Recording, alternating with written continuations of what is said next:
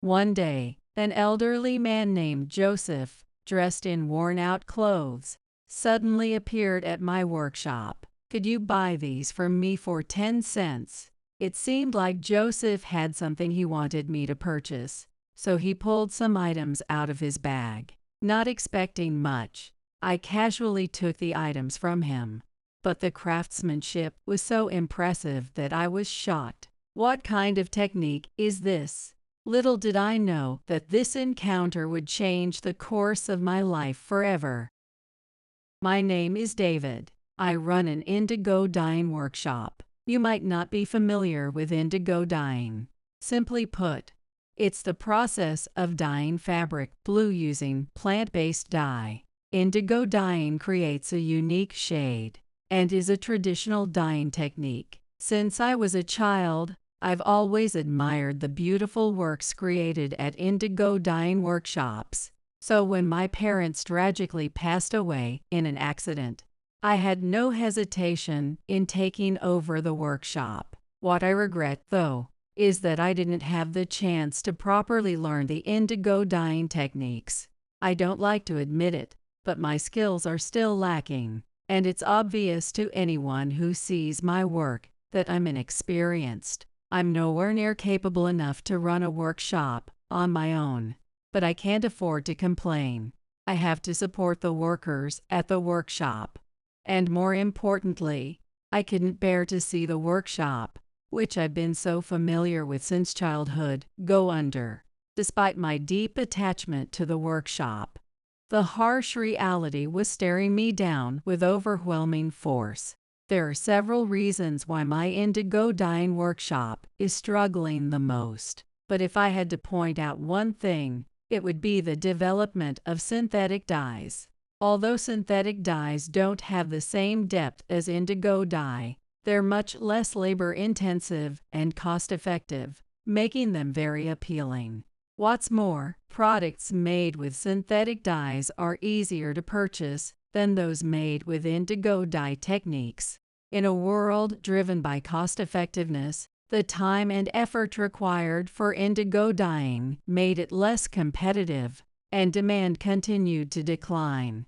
My indigo dyeing workshop had been doing everything possible to reduce costs and offer services and products at the lowest possible prices.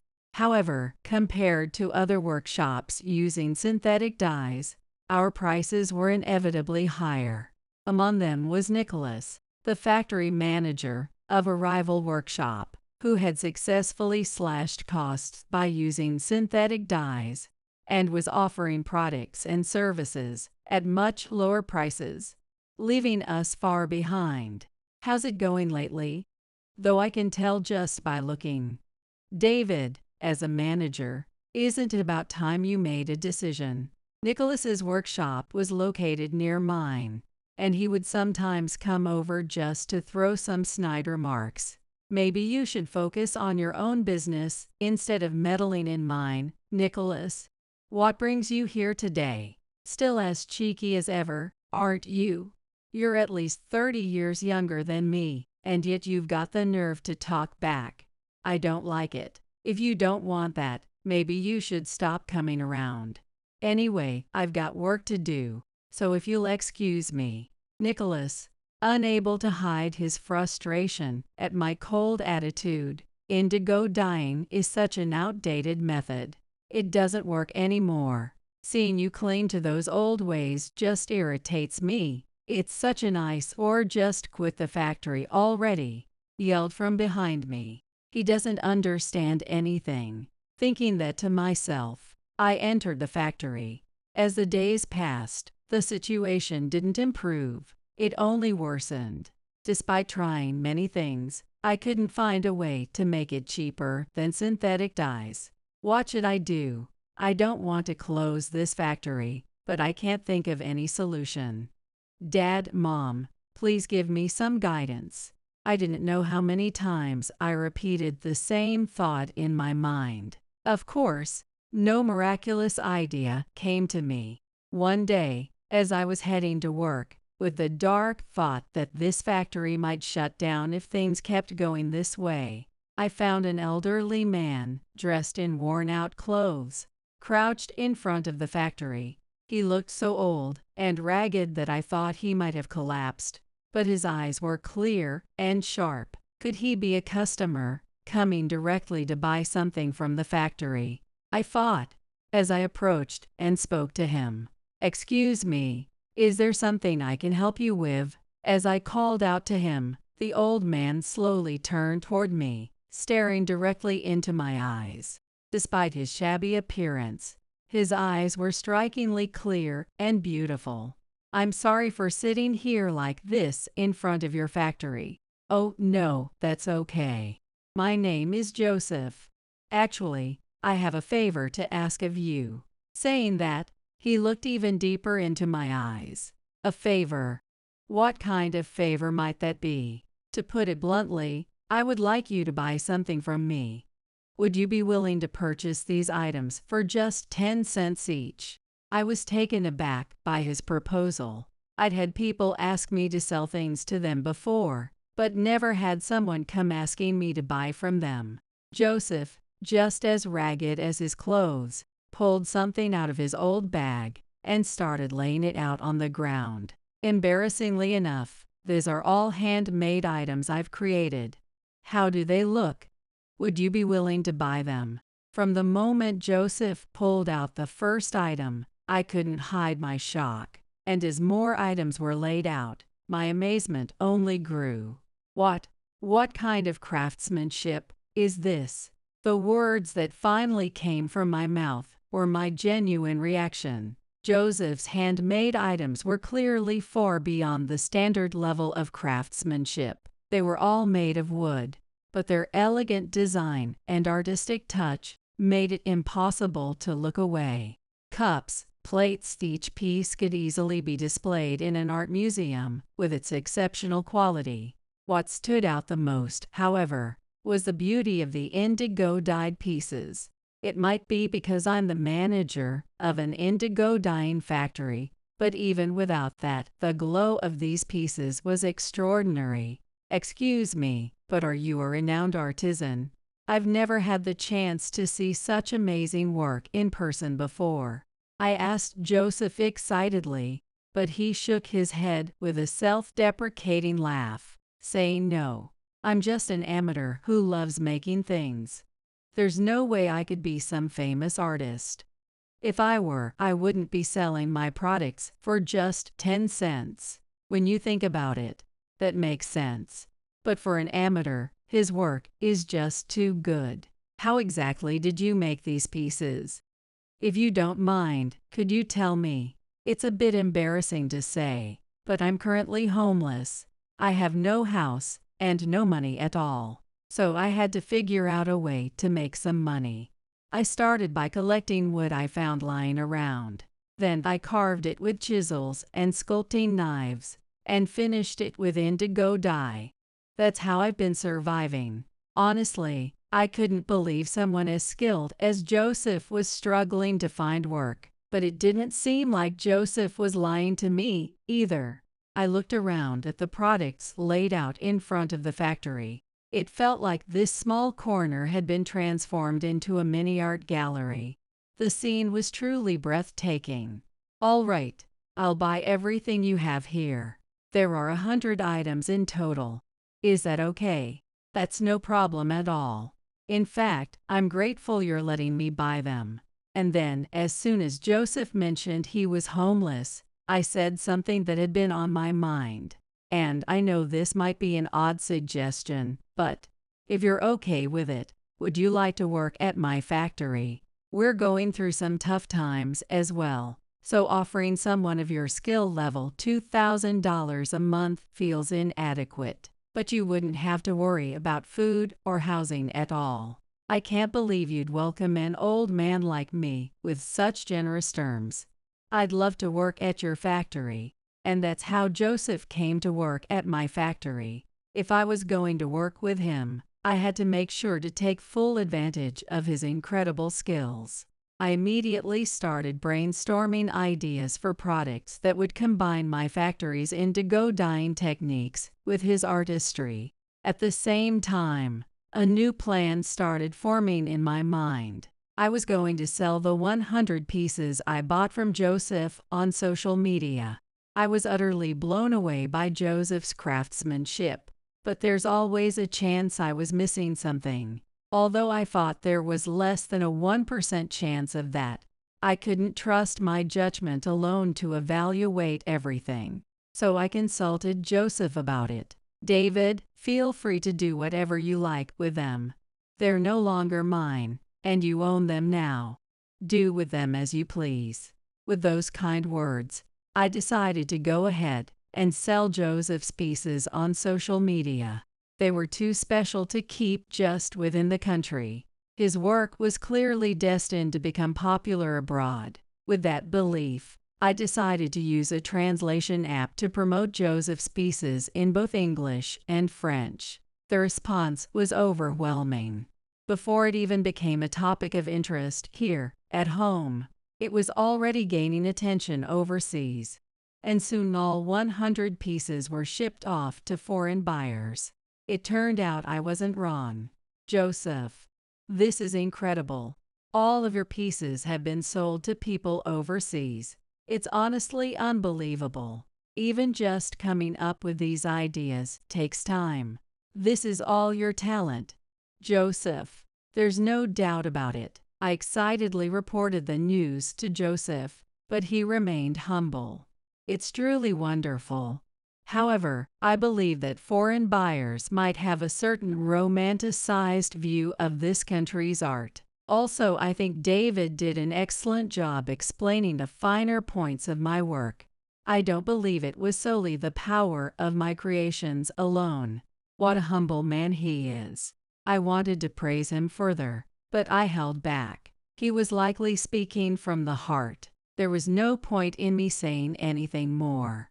However, there was still something I had to ask. Joseph, how did you acquire such skills? It's not something that can be mastered easily.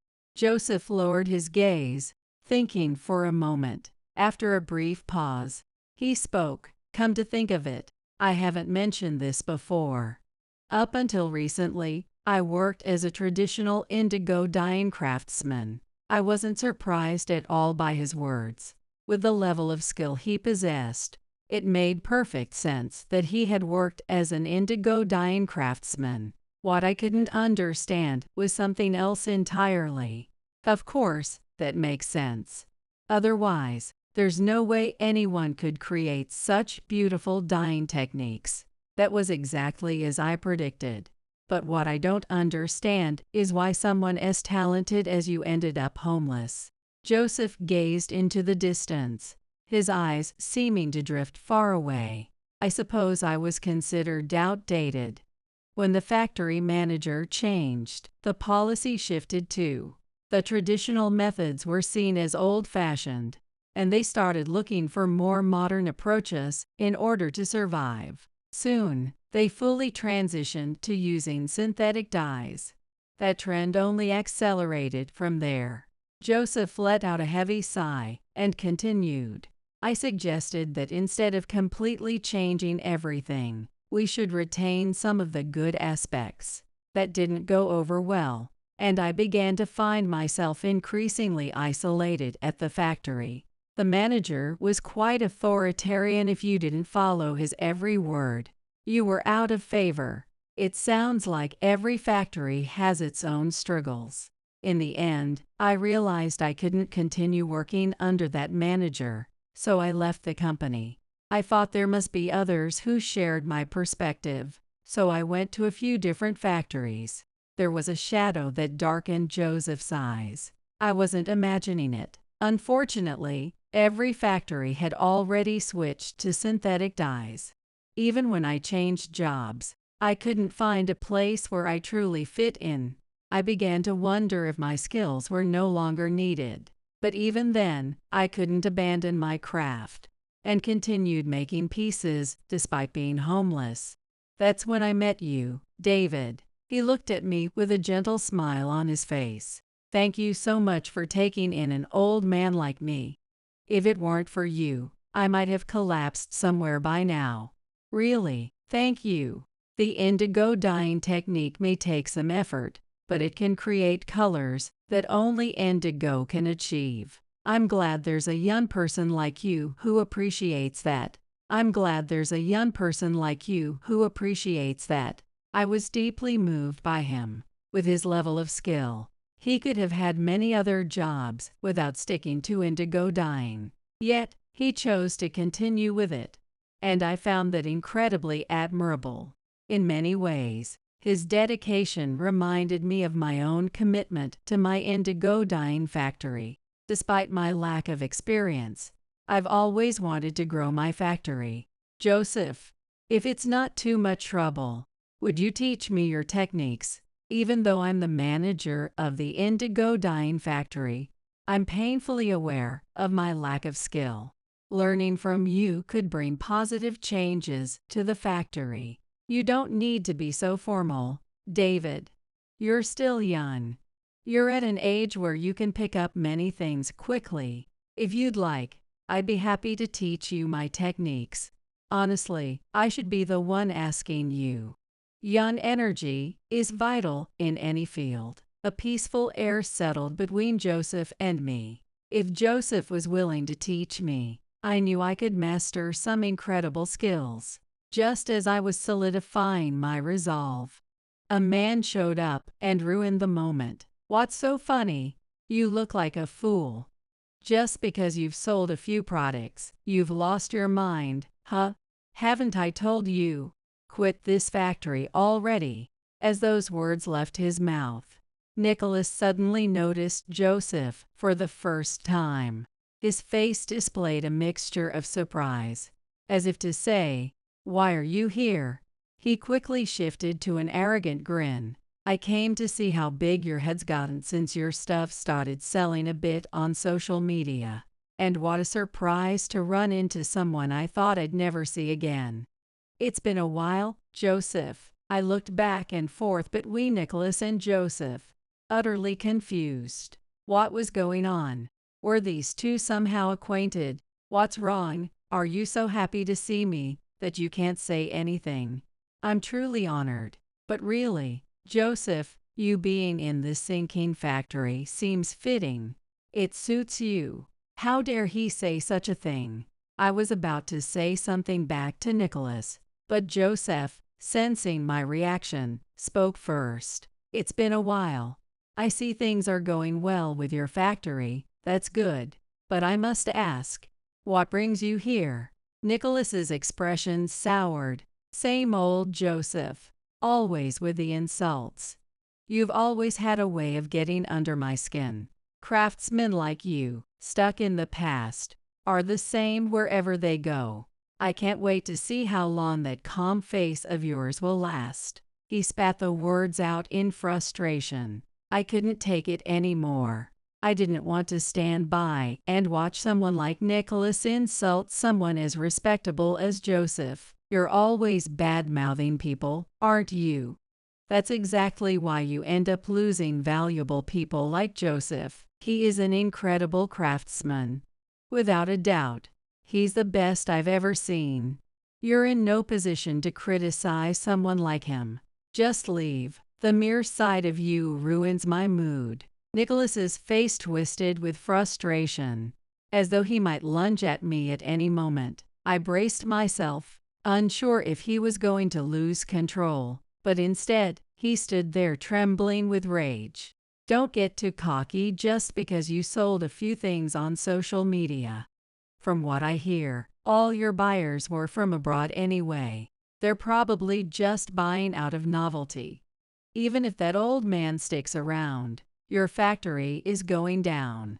I'll be looking forward to watching it crumble." With those words, Nicholas shot an angry glare at both me and Joseph before storming off. For a while, Joseph and I stood in silence. What could I possibly say to him? Who would have thought that Joseph and Nicholas knew each other? That means Nicholas was the new manager who pushed Joseph out of his job. Thinking about that made my anger flare up again.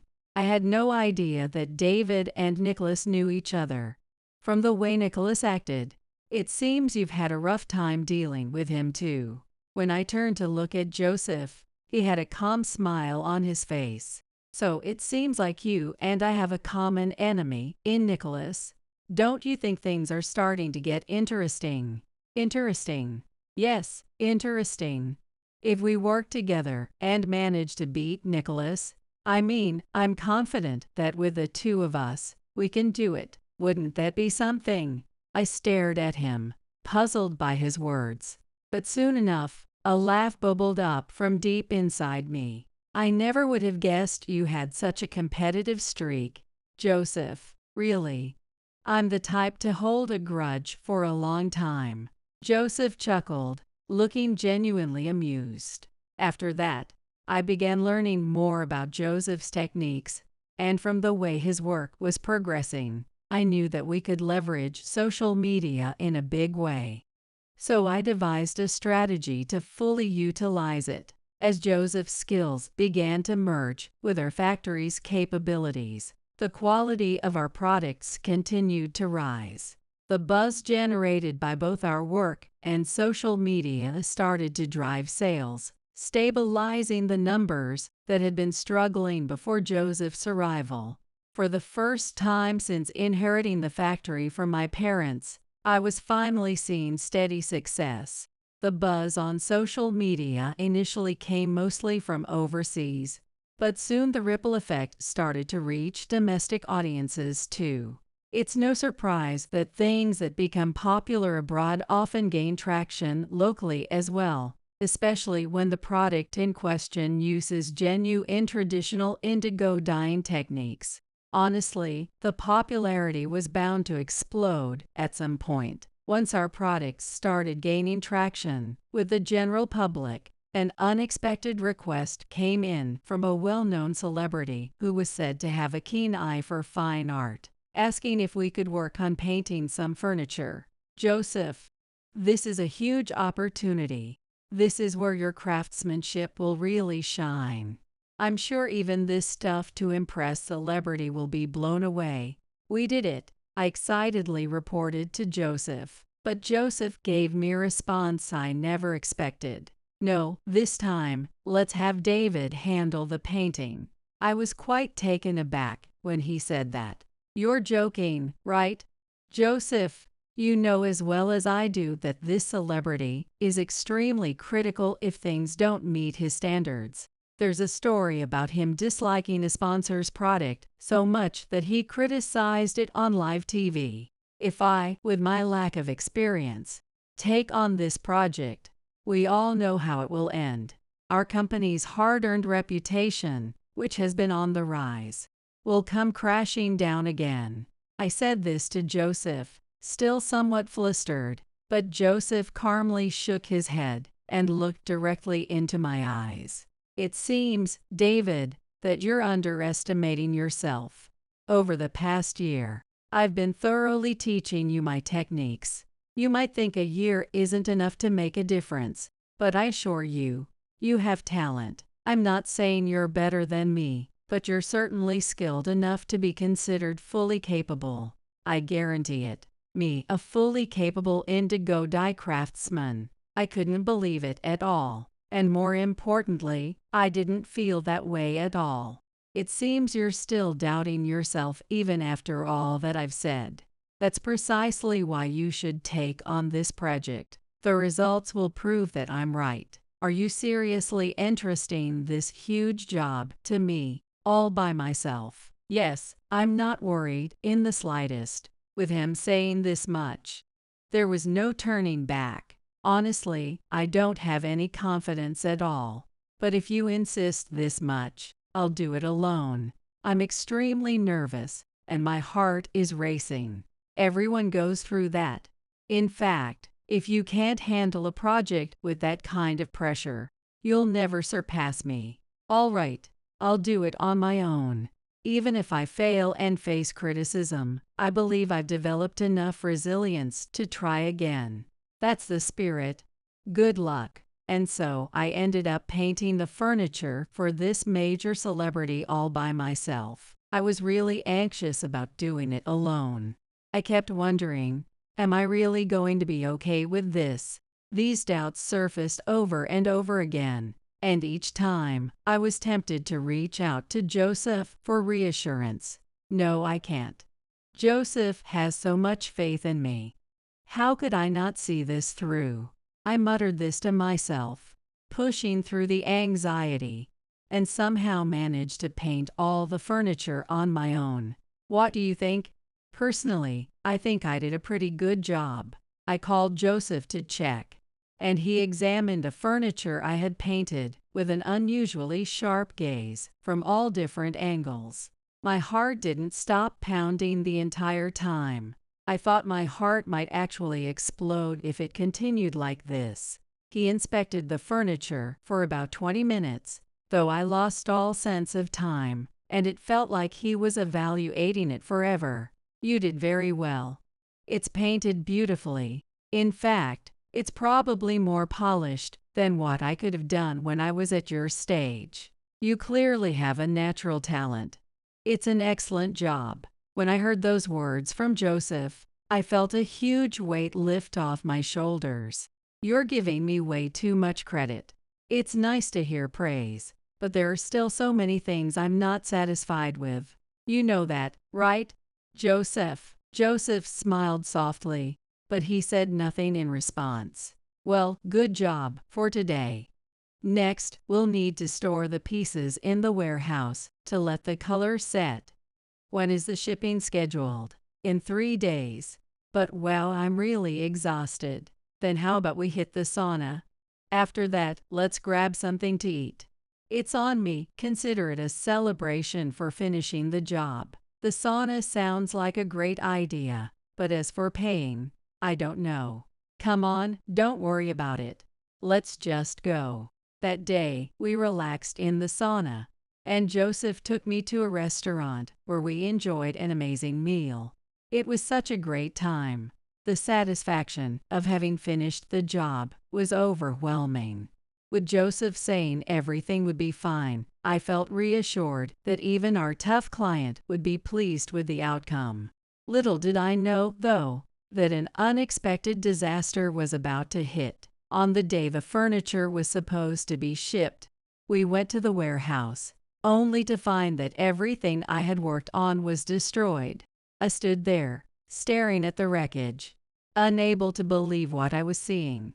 I couldn't even remember how long I was frozen in place, completely immobilized by the shock. It hit me like a freight train. This is awful. Who could have done such a thing? Joseph, who had appeared next to me without my noticing, was looking at the broken furniture as he said this. It's clear that this was done on purpose.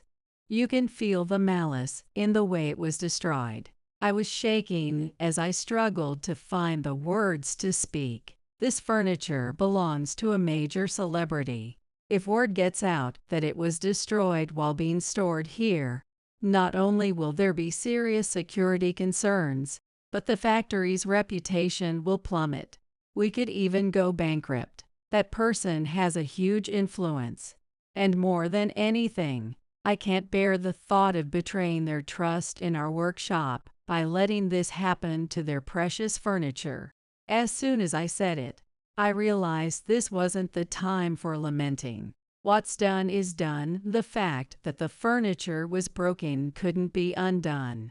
What I needed to do now was fix it as quickly as possible. But the damage was extensive, and repairing it would require more people. However, the rest of the factory staff were swamped with deadlines and couldn't spare any time to help. Isn't there anything we can do? Something to change this situation? I racked my brain, harder than I ever had before, but no good solution came to mind. Joseph, standing beside me, muttered under his breath, "Isn't there anything at all?" I could tell he was really panicking. I had never seen him like this before. Anger started to bubble up inside me, anger at the fact that I had to see Joseph looking so distressed, but now wasn't the time to give in to my frustration. What do we do? What on earth am I supposed to do? As my panic started to build on itself, I was slipping back into the overwhelmed state I had been in when I first saw the wreckage. They really destroyed it. Who could do something so awful? I can't believe it. How cruel does someone have to be to go this far? A voice I didn't recognize broke through my thoughts, and I instinctively turned around. Several unfamiliar men were standing behind me, their faces grim. Who are these people? Joseph, just as shocked as I was, stared at the men. Please, let us help you repair this furniture. We feel responsible for this too. I was so bewildered by the sudden turn of events that I couldn't even speak. What was going on? Why were these strangers offering to help fix the furniture?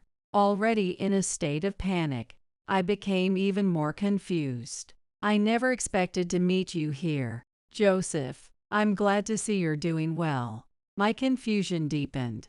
Are these people acquaintances of Joseph? I couldn't make sense of anything anymore. Sensing my bewilderment, Joseph spoke to me. These are my former colleagues, Andrew and Walter. They're not suspicious people. We also had issues with the way the new factory manager was running things, favoring synthetic paints and neglecting the traditional indigo dyeing techniques, which eventually led Joseph, our best technician, to resign. We couldn't resist too much, or we risked being fired by Nicholas.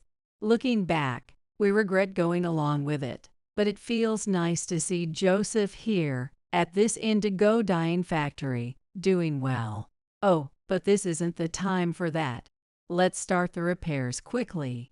Though grateful for the offer, a question quickly came to mind. While your help with the repairs is much appreciated, why did you show up at this specific moment? Well, let's talk about that later. Right now, fixing the furniture should be our top priority, don't you think? Indeed, it was. We immediately set to work on the furniture repairs.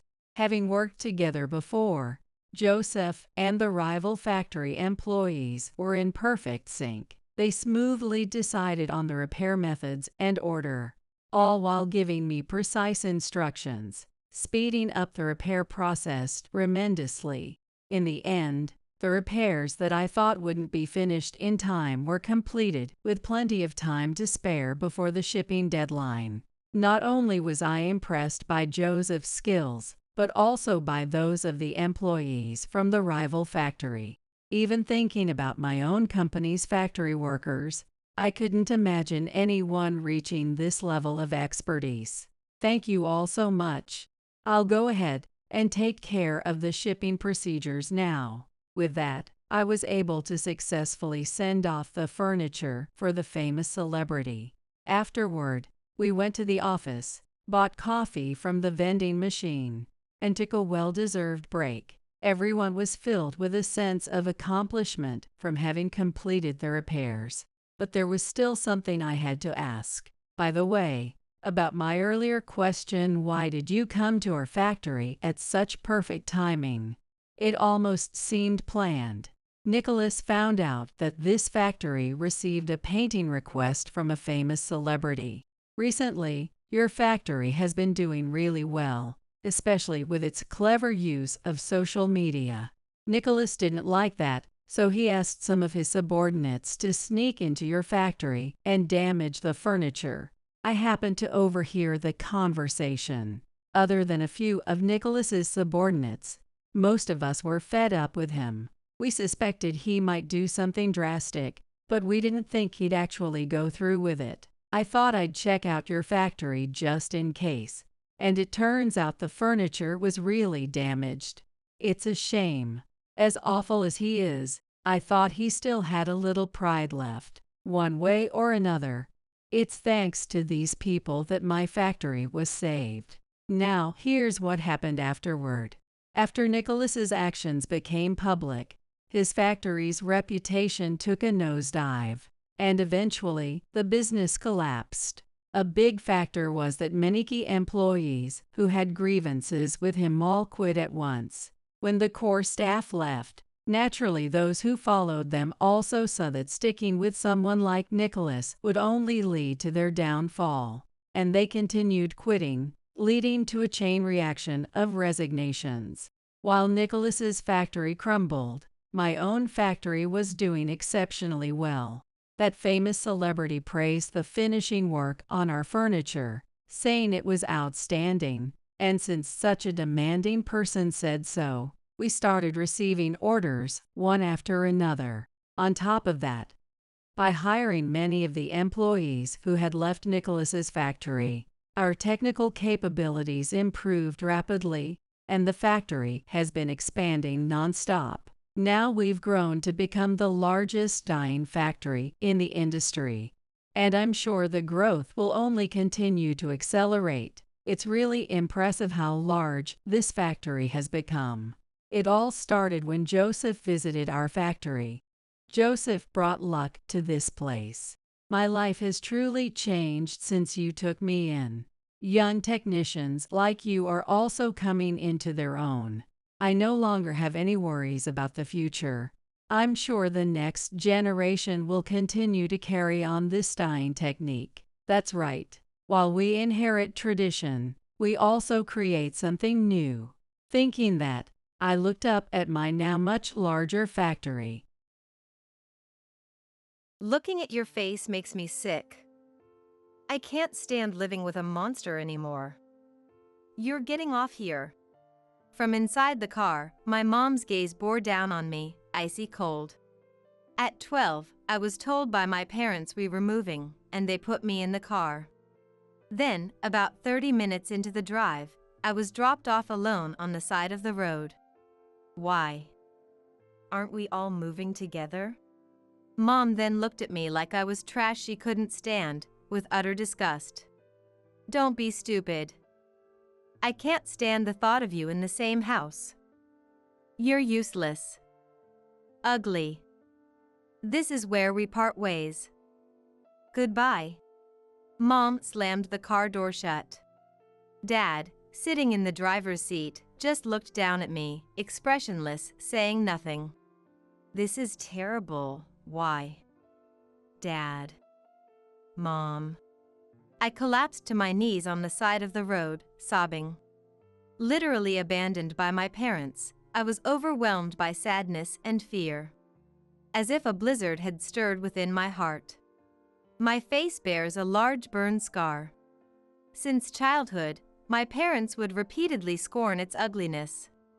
Never allowing me treatment, despising me as a monster, constantly complaining about my behavior for it. Yet, they were my only parents. They were the only ones I could rely on to live. And yet, they abandoned me, their daughter. Don't go. Dad. Mom. The car carrying my parents drove off mercilessly. No matter how much I cried out, my voice couldn't reach them anymore. On a road busy with cars, no one stopped for my cries of agony. Alone, amidst the sound of indifferent engines and concrete scenery, I felt utterly isolated. Am I a monster? Aren't monsters part of the family too? I continued to cry, trembling, hands on the ground. All that spread before me was dark despair. What kind of scars does being called a monster and denied dignity leave on a 12-year-old girl? Please, someone help me. Stunned, I curled up on the side of the wide road. And the next name that came out wasn't my parents'. I'm not a monster. Help me, Grandma. My name is Sophia. I'm now 37, with 2 children. Raised by my dad, a corporate executive, and my mom, a homemaker, until I was 12. I have a large burn scar on my face. From an injury in my childhood, the details of which I don't fully remember. Only the memory of intense heat, pain, and crying out as everything turned red before my eyes. This scar made me the subject of constant stares and whispers, both in preschool and elementary school. Creepy, ghost girl. Boys would taunt, and since girls began showing interest in fashion and beauty from an early age, I was ostracized and gossiped about. Naturally, I had no friends, spending recesses alone, reading or studying. My parents explained this scar was due to my carelessness, falling in front of a stove. "You've always been so careless. It's embarrassing for a girl to have such a monstrous face like yours," Mom would say when discussing the burn. Indeed, looking in the mirror, the red and black mottled skin looked painful. Thinking I could never enjoy fashion or makeup like other girls made me feel gloomy. But being continually rejected by my parents hurt much more than any self-deprecation. "That's why you've grown up to be so gloomy, without a single friend. Remember the sports meet? You couldn't participate because no one wanted you on their team. No one wants to be friends with someone with your personality." Just like Mom, instead of encouraging me, she added insult to injury as I grappled with hurt and isolation. I was made to wear the same clothes until they were tattered, and every time I outgrew them, she would click her tongue in disapproval. Meals consisted of leftovers from Dad and Mom or expired deli items, carelessly placed on the floor, and I never ate with the family. Yet, Mom would often claim she was taking care of me. My dad was often absent due to his busy job, and when he was home, his demeanor was no different from Mom's. "Your face is truly disgusting. With a face like that, you'll never get married." Because of this, they never protected me. Being constantly rejected by my parents made me believe I was worthless. Ugly in appearance, dark in personality, and ignored by everyone. I felt I had no place at home or at school. Maybe there was no point in living at all.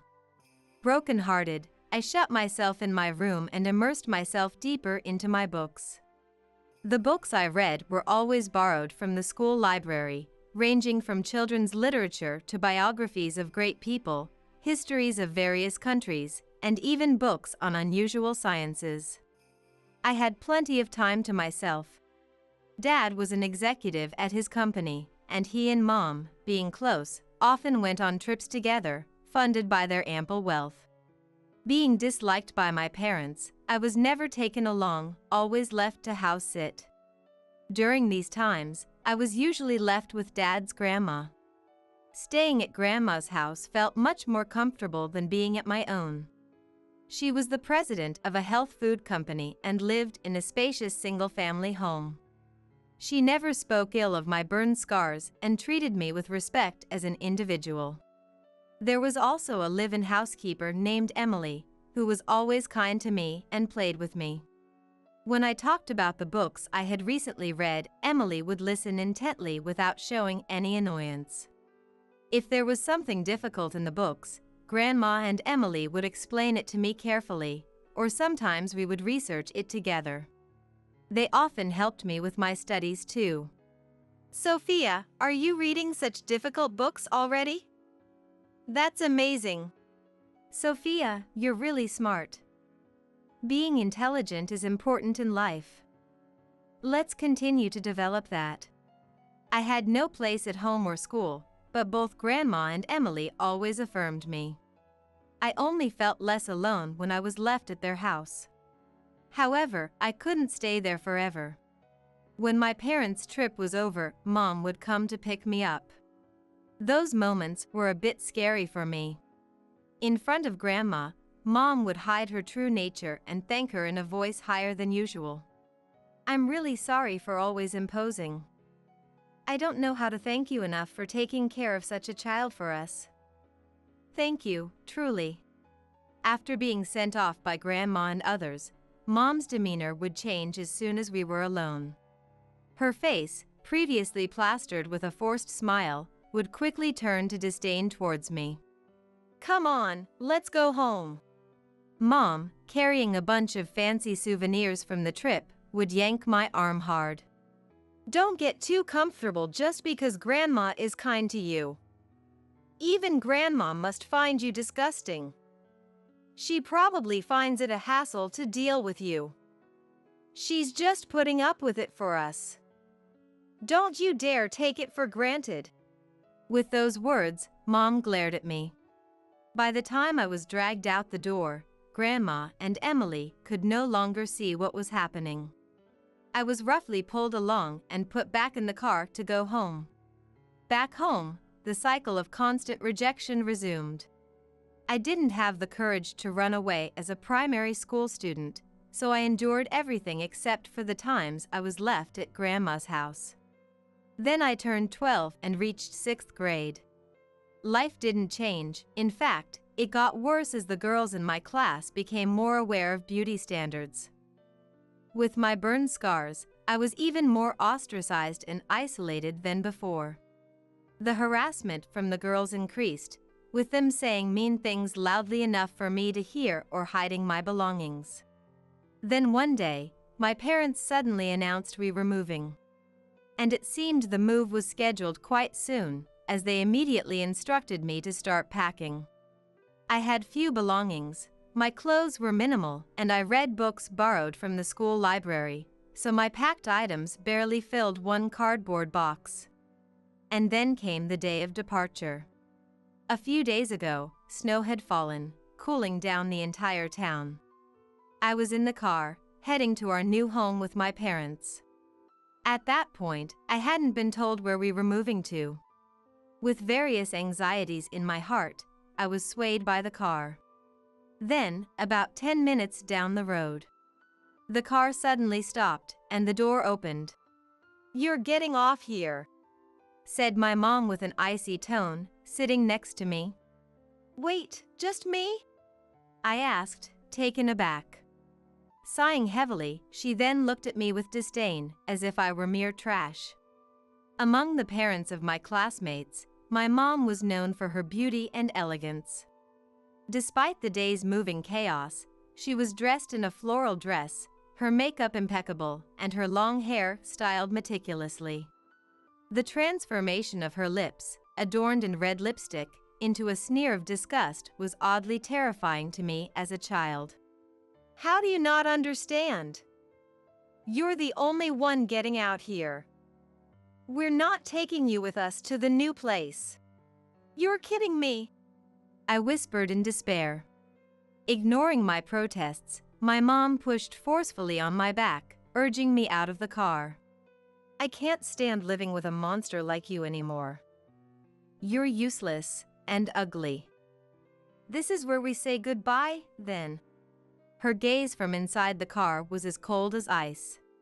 She then unilaterally slammed the car door shut. Sitting in the driver's seat, my dad looked down on me with a blank expression, silent. "How could you do this? Please don't go. Dad. Mom." I sobbed, collapsing to my knees on the road. Literally abandoned by my parents, the world in front of me turned pitch black, filled with sorrow and fear. The winter road felt cold, adding to the anxiety in my heart. Inside, a cold blizzard raged. Yet, the car carrying my parents mercilessly drove away. No matter how much I screamed after it, my voice could no longer reach.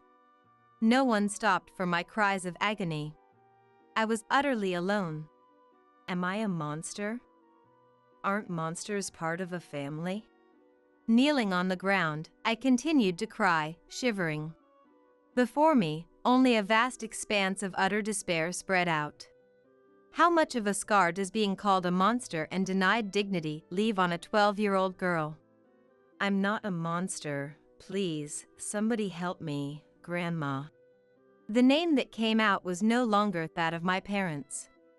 Slowly standing up, my vision blurred by tears, I turned around. There stood the grand gate to my grandmother's house. That's right, my parents had abandoned me at my grandmother's doorstep. The moment I resolved to seek her help, the gate opened with a creak. "Thought I heard a car and a girl's voice. Sophia, what in the world happened?" Seeing my tear-streaked face, Grandma exclaimed in surprise. Tears fell from my eyes once again at the sight of her. These weren't tears of shock or despair. Seeing Grandma's face allowed me to cry in relief. Her wise and kind face melted the ice that had formed around my heart. I ran to Grandma and hugged her tightly. "Grandma, I've been abandoned by Dad and Mom. They said they couldn't stand living with a monster anymore. That monsters aren't part of the family. I don't know what to do." I continued to cry in Grandma's arms. As I calmed down, still embracing me, Grandma said in a gentle voice, "What a thing to happen. You've had it tough, haven't you? It must have been lonely and scary, but you're safe now. It's good that they dropped you off here. I'll take care of you with all my love." I nodded, crying. "It's cold out here, let's go inside," she said, leading me into the house. The large house had many rooms, but I was always taken to the one Grandma used as a dining room. My body, chilled by the harsh winter wind, gradually warmed up. Grandma made me a warm and delicious soup and listened carefully as I told her everything. When I had finished speaking, Grandma's face was tight with anger and disbelief.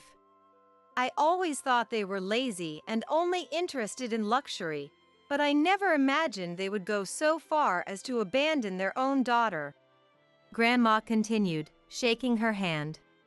"I hesitated to say this about my own son, but ever since they started leaving you with me to go on luxurious trips, I had my suspicions."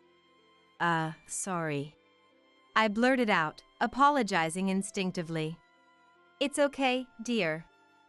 Having Sophia here is a joy for both me and Emily. We love talking to you." But it bothered me that it was always just the two of them on these trips, not a family vacation. And when I saw the luxury items they brought back, I couldn't help but feel they were enjoying their lavish lifestyle at your expense. After finishing her soup, Grandma looked at me and smiled, saying, "It's going to be all right. I'll protect you. And as for them, they'll get what they deserve for abandoning Sophia. Rest easy now, you're safe here with us." "Thank you, Grandma." "I'm grateful," I said. Then Emily arrived. After Grandma explained the situation to her, they began to prepare a meal together for the three of us. The meat was juicy, the salad was filled with fresh vegetables. With delicious soup and a variety of other dishes, it was a feast that filled both body and soul. "To welcome Sophia, let's have a party." With a beaming smile, Grandma spoke. The three of us quickly passed the time enjoying our meal. After dinner, Grandma sat me down for a serious talk. It was about the burn on my face. I had been told by my mom that it was my fault for being careless and bumping into the stove when I was little. However, the truth Grandma told was completely different. My dad, currently an executive at a subsidiary of Grandma's company, was vice president at the headquarters back then. However, his performance and attitude towards employees became a problem, leading to his demotion. Though he took an executive position at the subsidiary, his salary significantly decreased compared to what it was when he was a potential president. This led to an argument with my mom after she found out. Upset that they could no longer live luxuriously, my mom became furious, and the argument escalated. In an attempt to push my dad, my mom's arm hit me, and I was pushed into the stove face first with great force. That was the real story behind my burn. It wasn't my carelessness, but my parents' fault. And my mom lied to me to protect herself, continuously insulting me about the scar as if I were an outlet for her stress. "That's awful," I said. "Yes, it is. I debated whether to tell you, given your age, but considering your situation, I felt responsible for staying silent. So, I thought it was time to tell you," Grandma explained. "Thank you for telling me," I replied. My feelings towards my parents shifted from fear to anger. I longed to prove them wrong someday. What could I do? My studies were all I had, but Grandma once told me my intelligence could be my weapon. I resolved to focus more on my studies than ever before, determined to get back at my parents. And then, in the blink of an eye, 25 years passed. I followed through with my resolve, and Grandma supported me through college. She also took me to the hospital for treatment of my burn scar. After years of treatment, the scar had faded significantly and became less noticeable as an adult. With makeup, it could be hidden well. During this time, Grandma's house underwent significant renovations and expansions, growing to a size of 990 square meters. The housekeeper changed a few times due to personal reasons, and now Madison was helping with household chores. The year I turned 37, Grandma passed away. At the age of 95. Her health had gradually declined after turning 80, and she passed away peacefully in a hospital after several admissions. Though I grieved for Grandma, who had done so much for me, I had no regrets. I learned many things from her, and vowed to treasure these lessons as I continued with my life. As for my parents, they never once reached out to me. We didn't know each other's contact information, and they never appeared at Grandma's house. Effectively, 25 years had passed in estrangement. Even when Grandma was ill and after her passing, my dad, her son, never showed up. Disgusted at how he could neglect his family to such an extent, I handled all the hospital formalities and funeral arrangements since I had lived with her for so long. The large house felt empty with only me and Madison left. Continuing to work hard, the same year Grandma died, an unexpected visitor came to the house. "What's happening with Mom's inheritance?" The person asking as he entered was my dad, whom I hadn't seen in 25 years. Mom was behind him. Both had aged, but their spiteful gaze remained unchanged. Behind them stood Madison, looking troubled, having let them through the gate to the front door. After 25 years without a word exchanged, and not even attending the funeral, why come now? As I wondered, Mom looked me over with a calculating gaze and said mockingly, "Oh? That monster girl has finally become a human." She must have been referring to my face. Hearing that, anger boiled inside me. I knew whose fault it was for my appearance. Mom had no right to mock my face. As I glared at them, Dad, seemingly impatient, began pacing and surveying the house as if appraising it. "Ah, remodeled, I see. Turned into a fine house. This means there's hope for the inheritance." With those words, I understood their motive. Having learned of Grandma's passing, they were after the inheritance of Grandma, who had been the president of the company. "You came for the inheritance? After leaving me behind and not contacting me for 25 years. You didn't even come to Grandma's funeral." My reply turned increasingly angry. Unforgivable. I could never accept it. We had no choice. We were on a trip during the funeral. Besides, I'm her son, so I should inherit, right?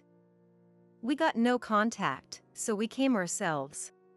Irritated by his presumptuous tone, I silently went to fetch a debit card.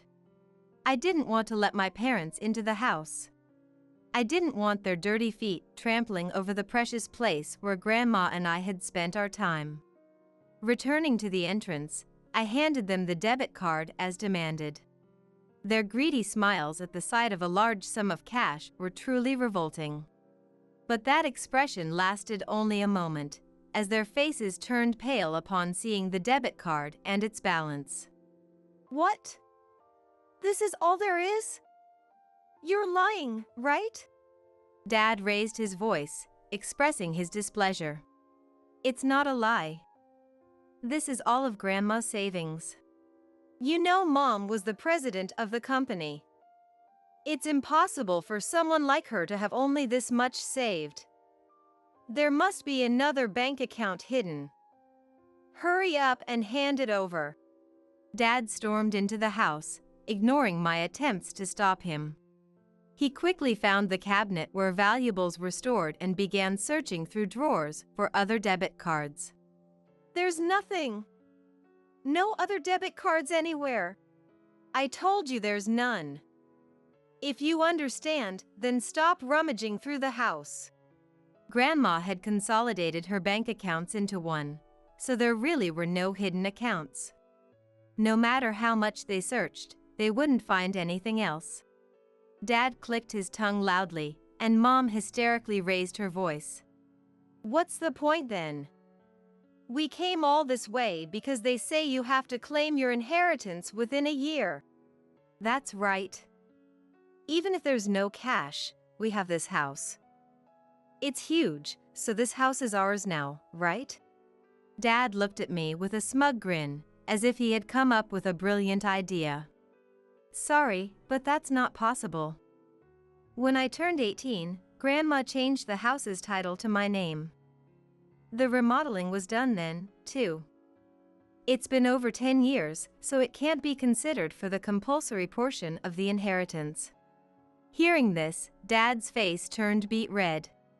Mom, equally infuriated, screamed with her eyes bulging. "What is this?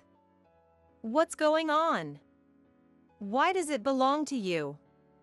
A monster shouldn't be receiving anything." Mom's shrieking figure somehow looked pitiful to me now. Amidst the swirl of old frustrations and anger, I felt a chill at the core of my head. Taking a breath, I calmly told Mom, "I've always wanted to say this, but I am not a monster. I'm a human being. There's no reason for Mom and Dad, who only think about their luxuries, to insult me. I also know from Grandma why I bumped into the stove."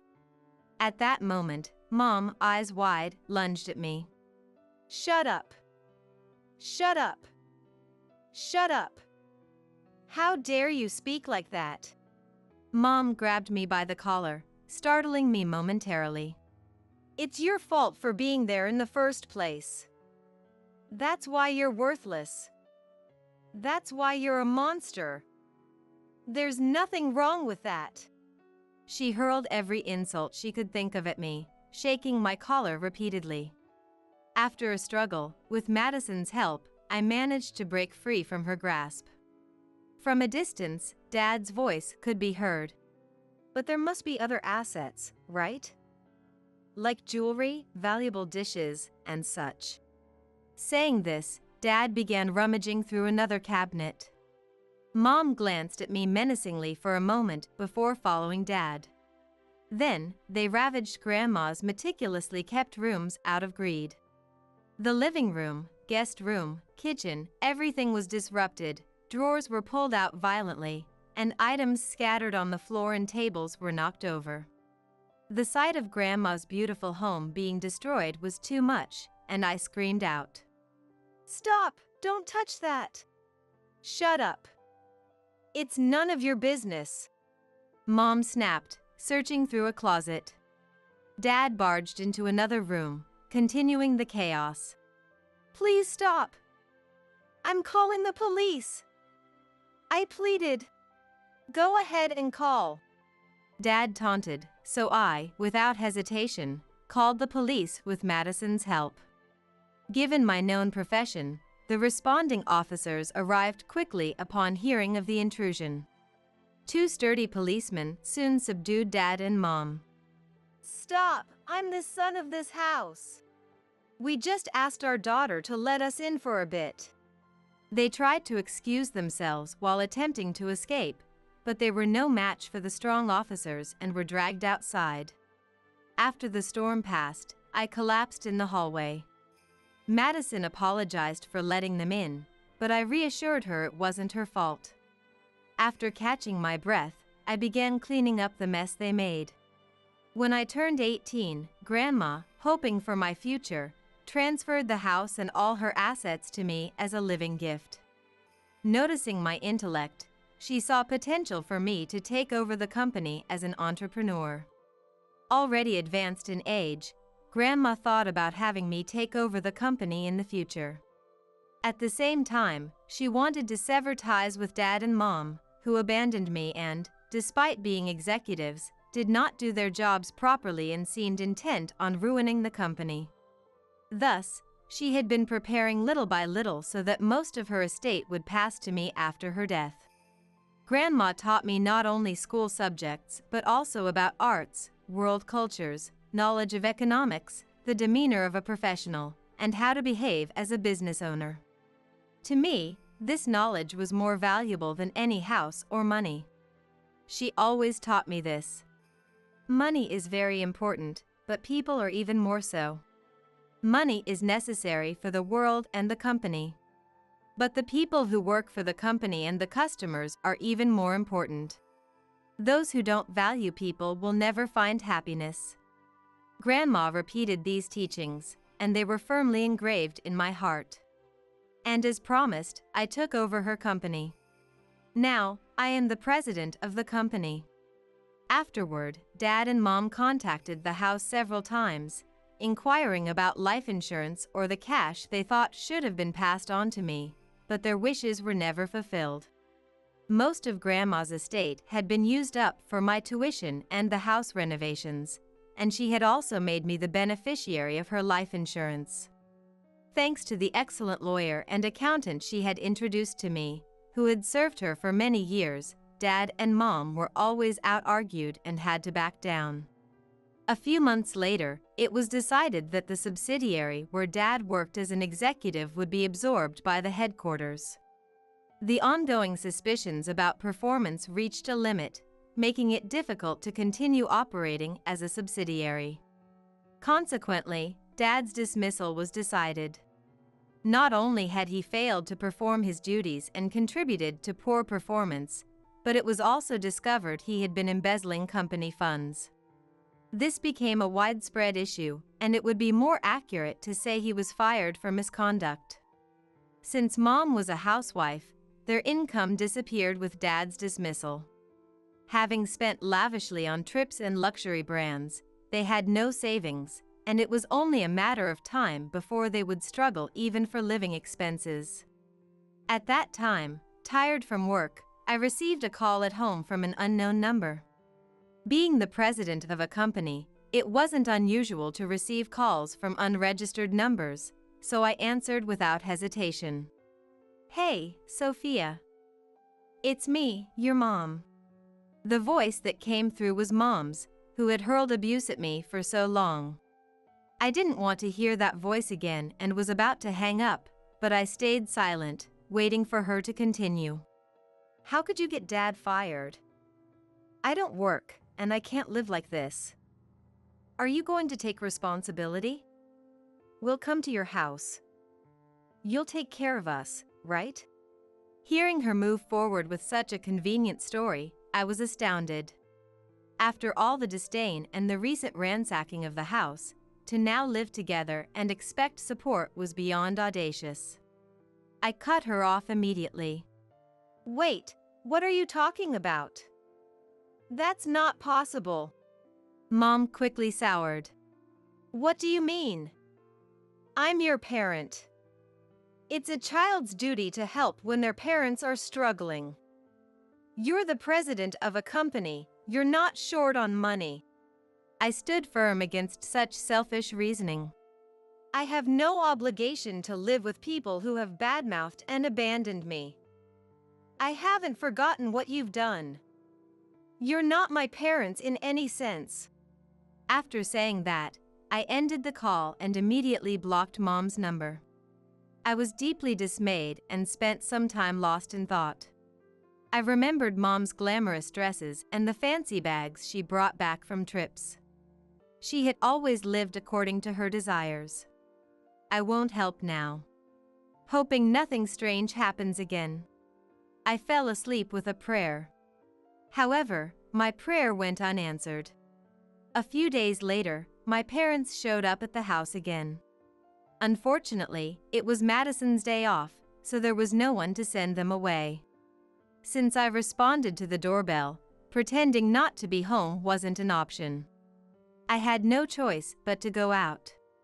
How cruel of you to refuse to live with us, Mom said, distorting her face and spewing venom as soon as she saw me.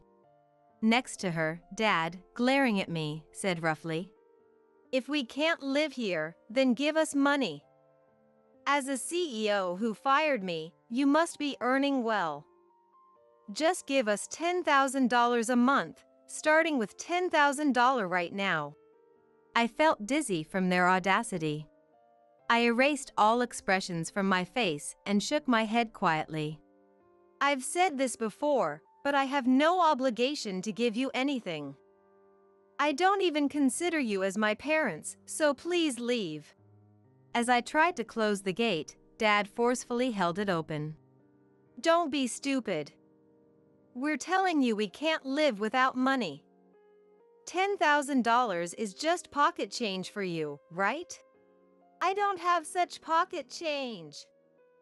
Every amount of money must be valued. That's what Grandma taught me." Unlike my parents, who would spend as much as they earned, she taught me the value of money. Giving them money would not lead to prudent living on their part. Then, Mom started making a scene. "What's the point of bringing up someone who's already dead? Just give us the money. We won't move from here until you do." With that, they crossed their arms and sat down right there. Having them squat there was a nuisance not only to me but to the neighbors as well. I quickly took out my mobile phone from my pocket and called the police. Just like before, the officers arrived quickly and detained my parents.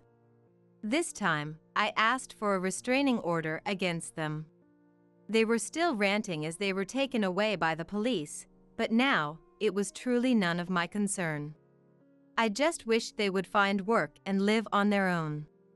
They had to sell off most of their accumulated luxury goods and cars, living in a cheap, old apartment with the money from those sales. It seems both of them had accumulated debts from their spending habits. They had been counting on Grandma's inheritance, which they believed they would receive. Living in poverty with about $40,000 in debt each became their new reality. Mom, who had thrown a fit when Dad was demoted, couldn't stand the now unemployed and poor Dad, planning to divorce him because she had no use for a man without money. However, realizing she would still have to pay off her own debts even after divorce, Mom, who had been a housewife, withdrew the divorce and started working part-time, all the while looking down on Dad. The relationship that once seemed close enough for frequent trips together broke down, and their life together turned hostile. Every day, Mom would taunt the penniless Dad, leading to fruitless arguments, making them the neighborhood nuisances. A contact living near their apartment informed me that their spending habits hadn't changed. They spent their meager earnings from low-wage jobs on luxury goods and expensive meals, eventually being chased down by debt collectors. Recognized as problematic by the apartment manager, they fled as if running away. And their whereabouts after that are unknown to anyone. Dad and Mom, who had denied and abandoned their own daughter, were eventually forsaken by money and the world. As for me, continuing as president of the company Grandma left me, my business acumen is highly regarded by clients and employees alike. As a result, I've expanded the company by establishing subsidiaries nationwide, choosing competent personnel as presidents for each, and the company continues to grow.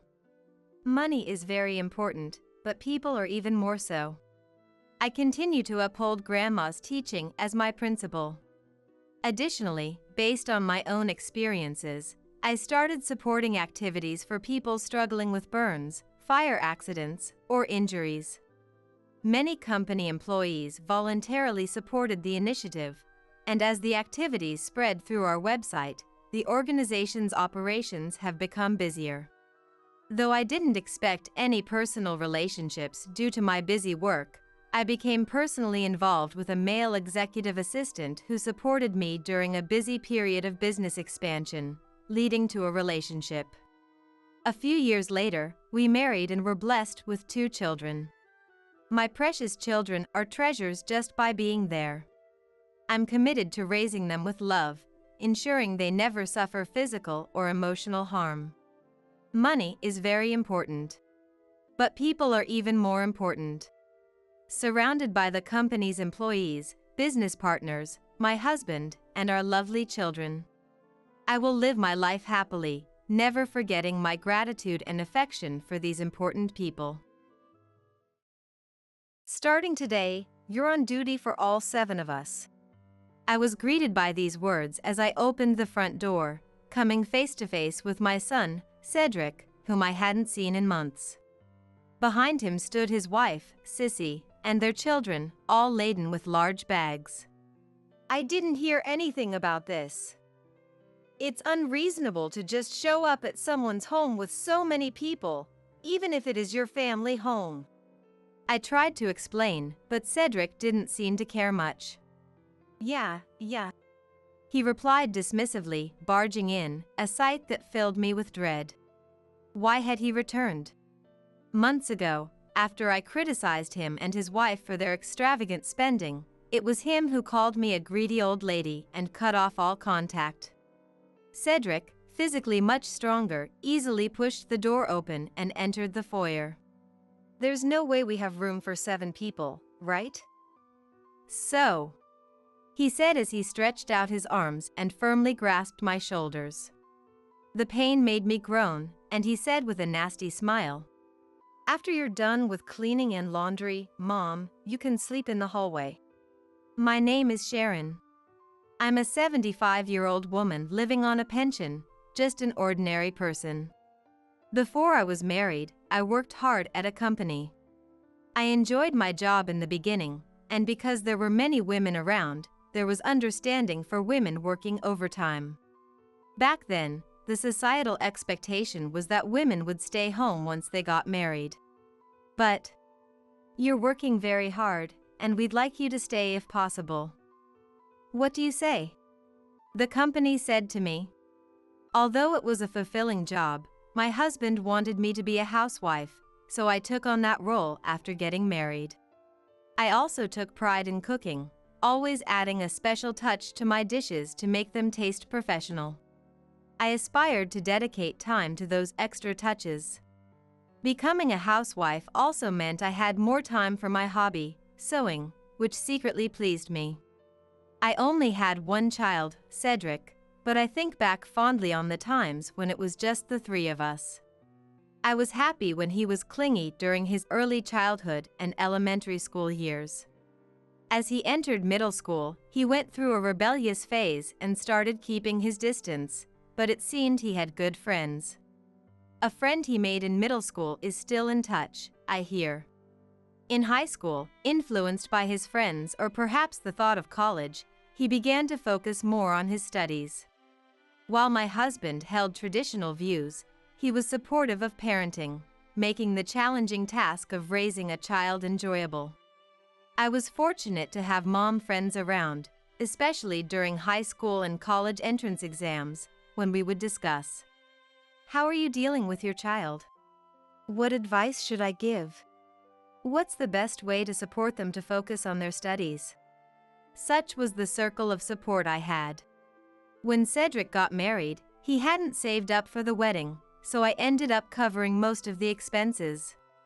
My husband worked hard and always brought money home, so we lived a comfortable life without financial struggles. My hard-working husband passed away from illness 5 years ago.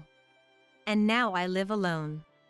My income comes from my pension and the savings my husband left behind. I utilize my sewing hobby to create items and sell the finished products on flea market websites, earning a modest income. I'm not struggling financially and have a fulfilling life, engaging in hobbies and volunteering with friends. Besides volunteering, I enjoy spending fun days out, like going to lunch with friends around me. My son, Cedric, is now 44 years old. He got married 17 years ago and has his own family. His wife, Sissy, is 40. I remember her being quite shy when they were students, a long time ago. That image of her has been completely overturned over the years. Cedric and Sissy have 3 children, who are now 14, 10, and 8 years old, my grandchildren. When the grandchildren were younger, Cedric and Sissy had a good relationship without any particular problems. I made sure not to do to my DIL the kind of things I disliked being done to me as a MIL, avoiding sudden visits and giving money during celebrations so they could buy whatever they wanted. I thought we maintained a good distance while still being close, but the situation has drastically changed recently. Sissy started asking for gifts for the grandchildren or for expensive dining out almost every week. Whenever we go out to eat, "Let's go eat," she would say, yet neither of them would even pretend to reach for their wallets. Moreover, they always choose expensive restaurants. But dining out was still the lesser evil. I was happy to see the grandchildren enjoying their meals, smiling and saying how delicious it was whenever they came along. Gradually, she began asking for expensive jewelry. I've known her since Cedric's high school days, so I've known her for a long time. Sissy was very quiet as a student, inconspicuous for better or worse. That she would become so brazen was beyond me. I sigh, thinking I lacked judgment. She wasn't inherently rude, she just became overbearing the moment she decided she could say anything to me. As relatives interacted with her, they gradually realized her true nature and began distancing themselves. Now, the only ones still dealing with her have very strong personalities. Sissy, thinking she could control me, began demanding rings, necklaces, brand name wallets, and bags. I once confronted her. "Why do you need such expensive things? Aren't these for your use alone?" She claimed it was all for the children. "I need this outfit for a school event. Only a brand name bag will match this dress," she would say. But I couldn't afford brand name items just for that reason. Ignoring her requests seemed to work, as she eventually stopped asking for more. However, she then started targeting things that were harder to refuse. When I was cooking dinner, "Make some for us too," she'd come over and say. If I refused, "Then, just something you have is fine." She'd help herself to my fridge, taking leftovers or the meat I had just bought. Even if I protested strongly, she'd laugh it off. "Thank you," shake off my arm, and take what she wanted. I was appalled that she would go to such lengths. It's common to hear about MIL being mean to their DIL, but is it normal for me, the mother, to be at my wit's end? Demanding meals for her whole family during an unannounced visit is incredibly presumptuous. Yet, she never attends family gatherings. At Christmas, she demands gifts for the grandchildren and leaves without greeting other relatives after devouring the feast. My warnings were always ignored. Fed up with her terrible behavior, I confronted her strongly. Then Cedric sighed blatantly, clicked his tongue, and said, "Coming to see an old lady living alone, giving you time with your grandchildren, and this is how you speak to me? Fine then. We won't contact this unreasonable old woman again." "Who's being unreasonable here?" "Fine, I won't contact you either. Don't ever come back." Sissy left quickly without looking at me, taking the children with her. Since then, the frequent calls stopped, and so did the unexpected visits. Afterwards, I became even busier with my sewing hobby and volunteering, leading a life without Cedric. Surrounded by supportive friends, I continued to enjoy busy yet fun days, including regular lunches out. Having cut off contact with him, I was enjoying peaceful and calm days. Between my sewing hobby, volunteering, and lunches with friends, I was living happily with just the right amount of stimulation. During my volunteer work, "Sharon, thank you as always." I felt truly appreciated when people with disabilities would say. Being naturally sociable with many friends, I was blessed in that regard. I was used to my mobile phone ringing with messages from friends. About 3 years after my estrangement from Cedric, the house phone, which hadn't rung in a while, went off. It was Cedric. I had immediately blocked him on my mobile, but didn't know how to block calls on the landline. Wondering what could it be about after such peaceful years, I picked up the receiver. "Hello? Mom?" Cedric's voice could be heard. Then, from the other end of the phone, "Hey, did you get through to Sharon?" Sissy's voice was heard softly. He didn't bother with pleasantries. "I need money." He laughed, unabashed. As I was about to hang up, disheartened, Cedric sighed. "Actually, I got fired." "Eh?" Reacting might have been a mistake. Thinking I was receptive, he rushed to explain. "I was a bit ill and made some mistakes, leading to a major blunder. They told me to take responsibility. So, I was let go without even a farewell party." "That's tough. Keep your chin up," I said, though internally, I thought, so what? Predicting his next words was easy. As I tried to end the call, his desperate voice kept me on the line. It seemed he didn't expect an easy loan. "If not money, how about living together again?" "What?" "Mom, you can live happily with your adorable grandchildren, and we save on rent. We're family, we should support each other. I'll call back, so please clean the house for us." "Don't joke with me. Living with you would never make me happy. You're the one who wanted to cut ties, and now you come crawling back when you're in trouble? You should rely on Sissy, not me." Unable to stay silent at his selfishness, I raised my voice for the first time in a while. From afar, Sissy chimed in. "I'm already working full-time. But with 3 kids, we can't make ends meet, so we need Sharon's help. You do have some love for Cedric and the grandchildren, right?" "Love? No way. Living with you, I'd just be a housekeeper and you'd bleed me dry. I refuse to live together or give you any money. Don't ever contact me again." I slammed down the receiver, only for the phone to ring again instantly. Disgusted by the incessant ringing, I left the receiver off the hook. Anyone with something important to say could call my mobile.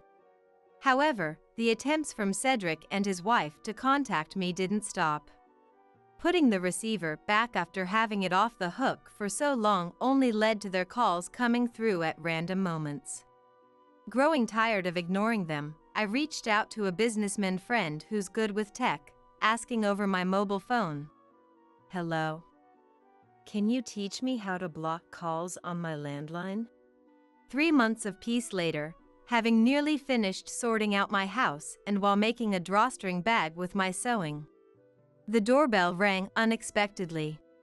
It was unusual for the doorbell to ring without any prior arrangement, so I checked the entrance camera.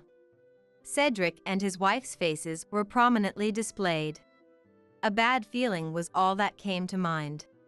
If I let Cedric and his family in, it would surely lead to trouble. Intending to send them away, I said, "I'm busy right now. Can you leave?" But Cedric responded, "Don't be like that. We've come all this way. We have something important to discuss. Just hear us out." Revealing behind him not just his family but also Sissy's parents.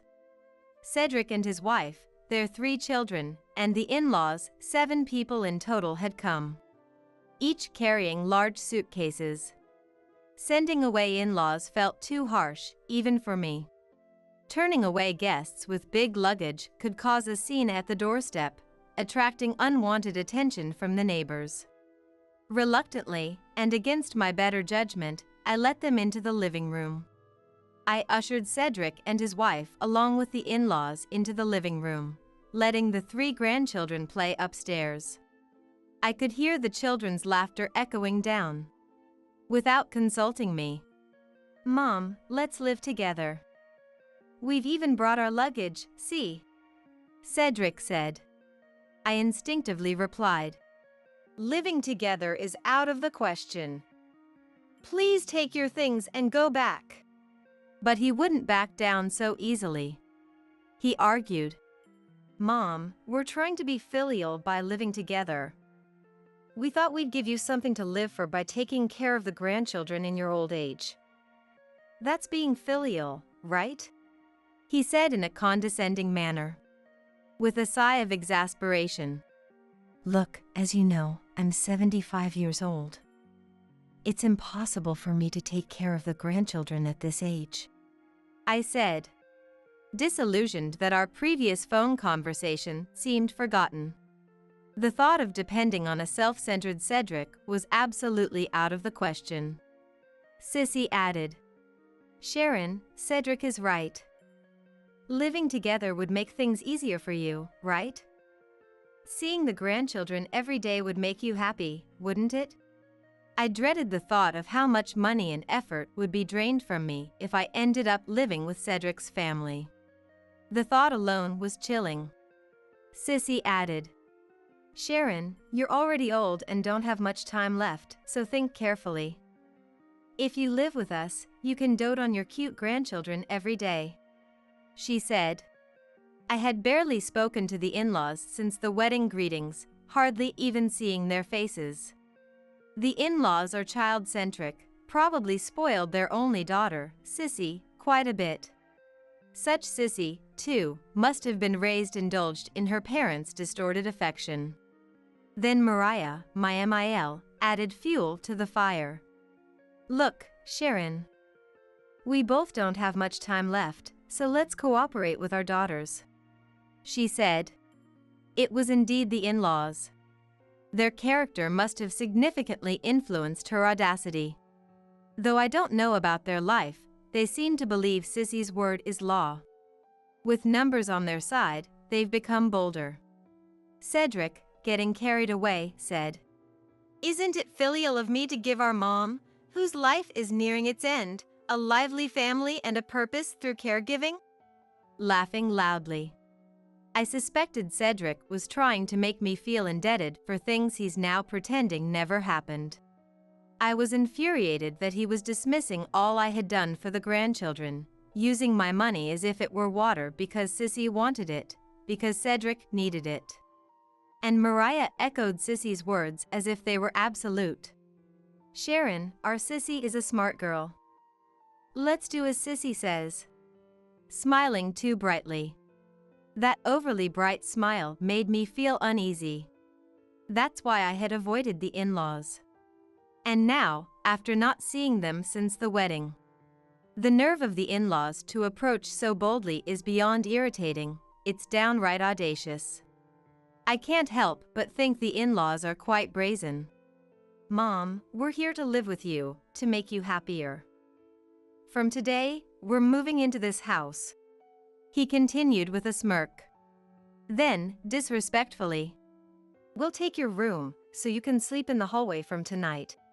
He said this, dismissing me. Sissy, smirking in agreement. Sharon, we're counting on you. She added.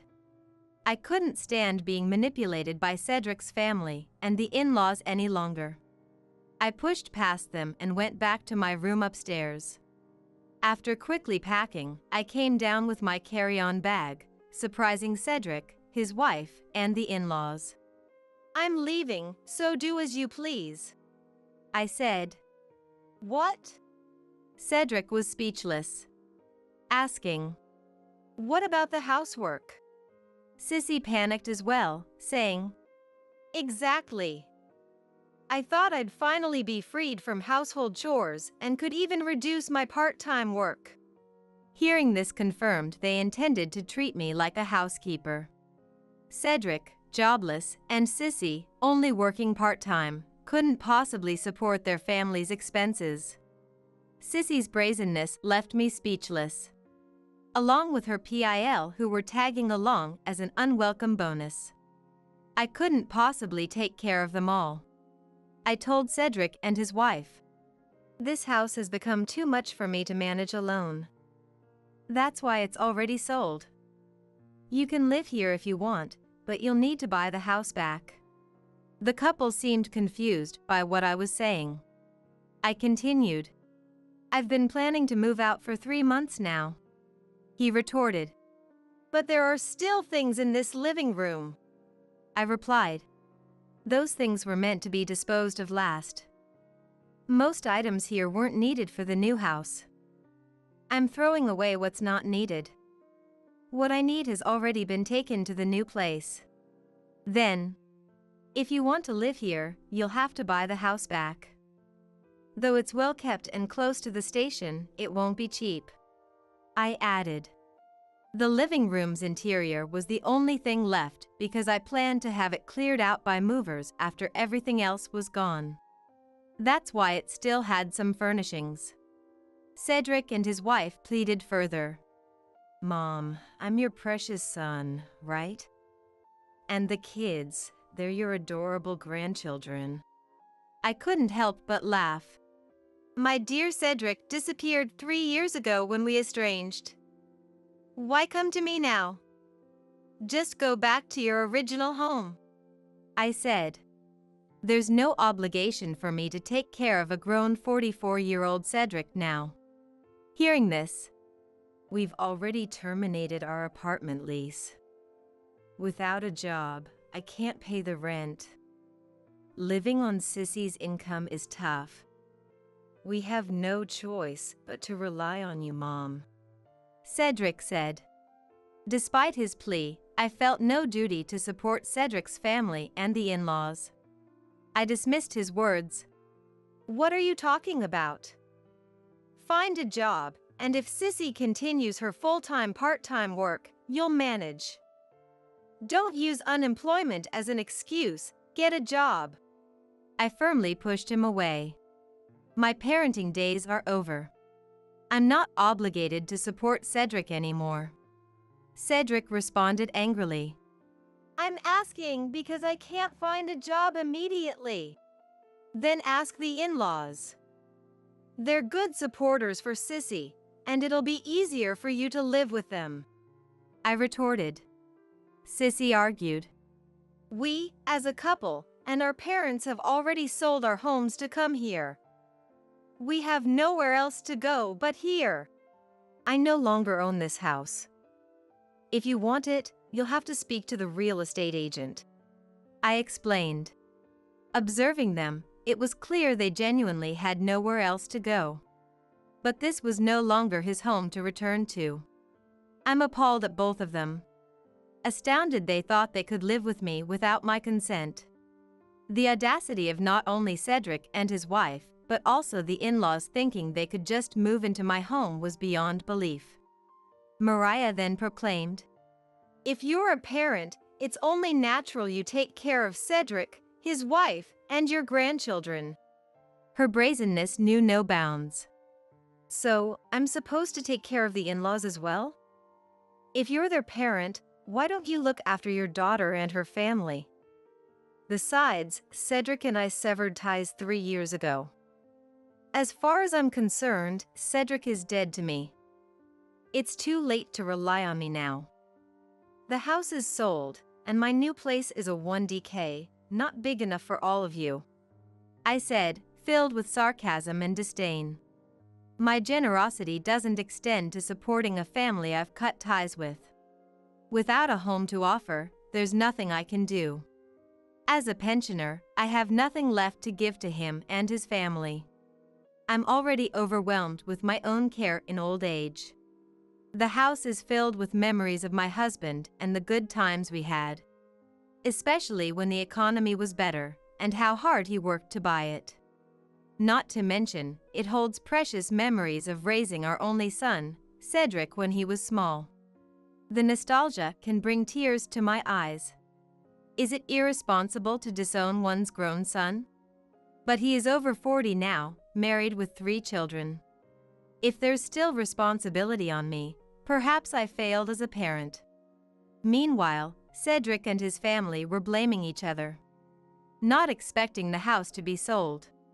Selling the house might seem risky for someone my age, especially after the mortgage is paid off. I wouldn't have done it if my relationship with Cedric hadn't soured. Sissy and the in-laws were furious with him, blaming him for lying. They were adamant that he was solely to blame.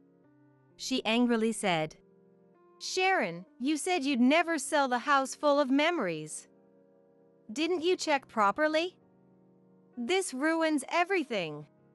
Unbeknownst to them, I had been good friends with the owner of the apartment Cedric's family had lived in.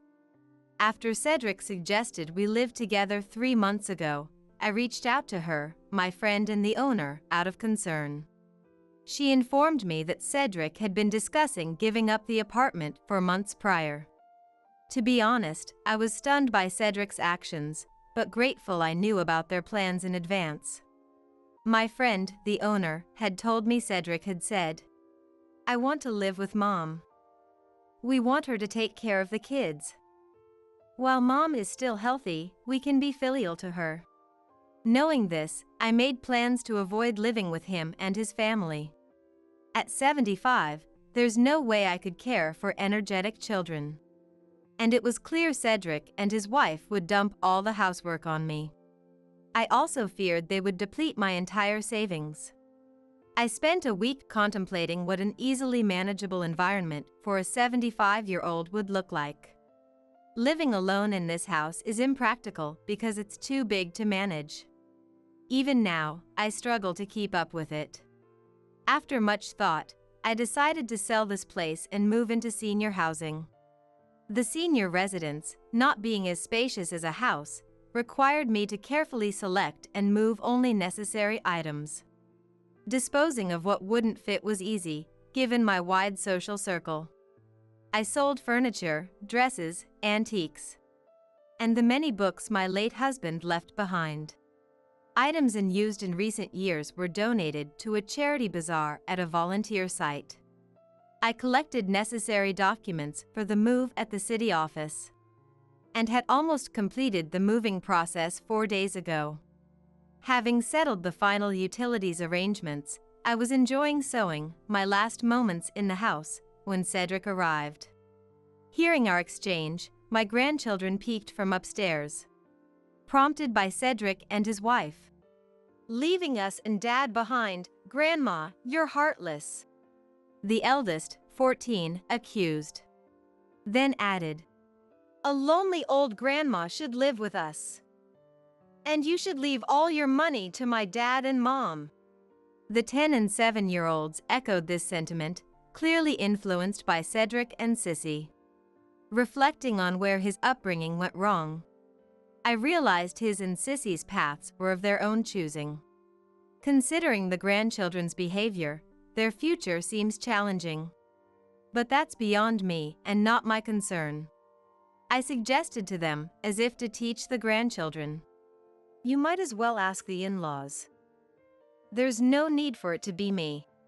Then, "The in-laws have no savings, and living on their pensions is tight. Having us as family will make your life more enjoyable," he responded. I could only sigh in disbelief at his request. "If you're an adult, Cedric, find a job while Sissy works part-time. If she is working, you can at least rent an apartment in her name. The owner of the apartment you lived in before is keeping it vacant for a while. If a loan is feasible with her part-time income and your unemployment, you might as well buy the house back," I suggested. After leaving, I contacted the real estate agent. At my age, I just want to live a life that suits me. Later, I learned that Cedric and his wife tried to reclaim the house I sold.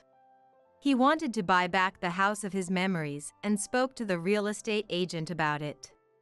He mentioned the address of his childhood home, expressing a desire to purchase it. However, a loan requires approval, and it seems they couldn't secure one with only Sissy's part-time income. Unemployed Cedric couldn't even initiate a loan discussion. The well-maintained, well-located house was too expensive to buy back on his budget, and they couldn't afford it. For unemployed Cedric and part-time worker Sissy, the house was too pricey. They ended up pleading with the owner of their former apartment, and the 7 of them, including the in-laws, moved in together. The owner was surprised that, besides Cedric's family, the in-laws were also living there. My friend mentioned, "While it secures the rental income, I just hope they don't cause any trouble. Neighborhood disputes are the most troublesome." Living in the cramped apartment with 7 people, including small children, seems to be stressful.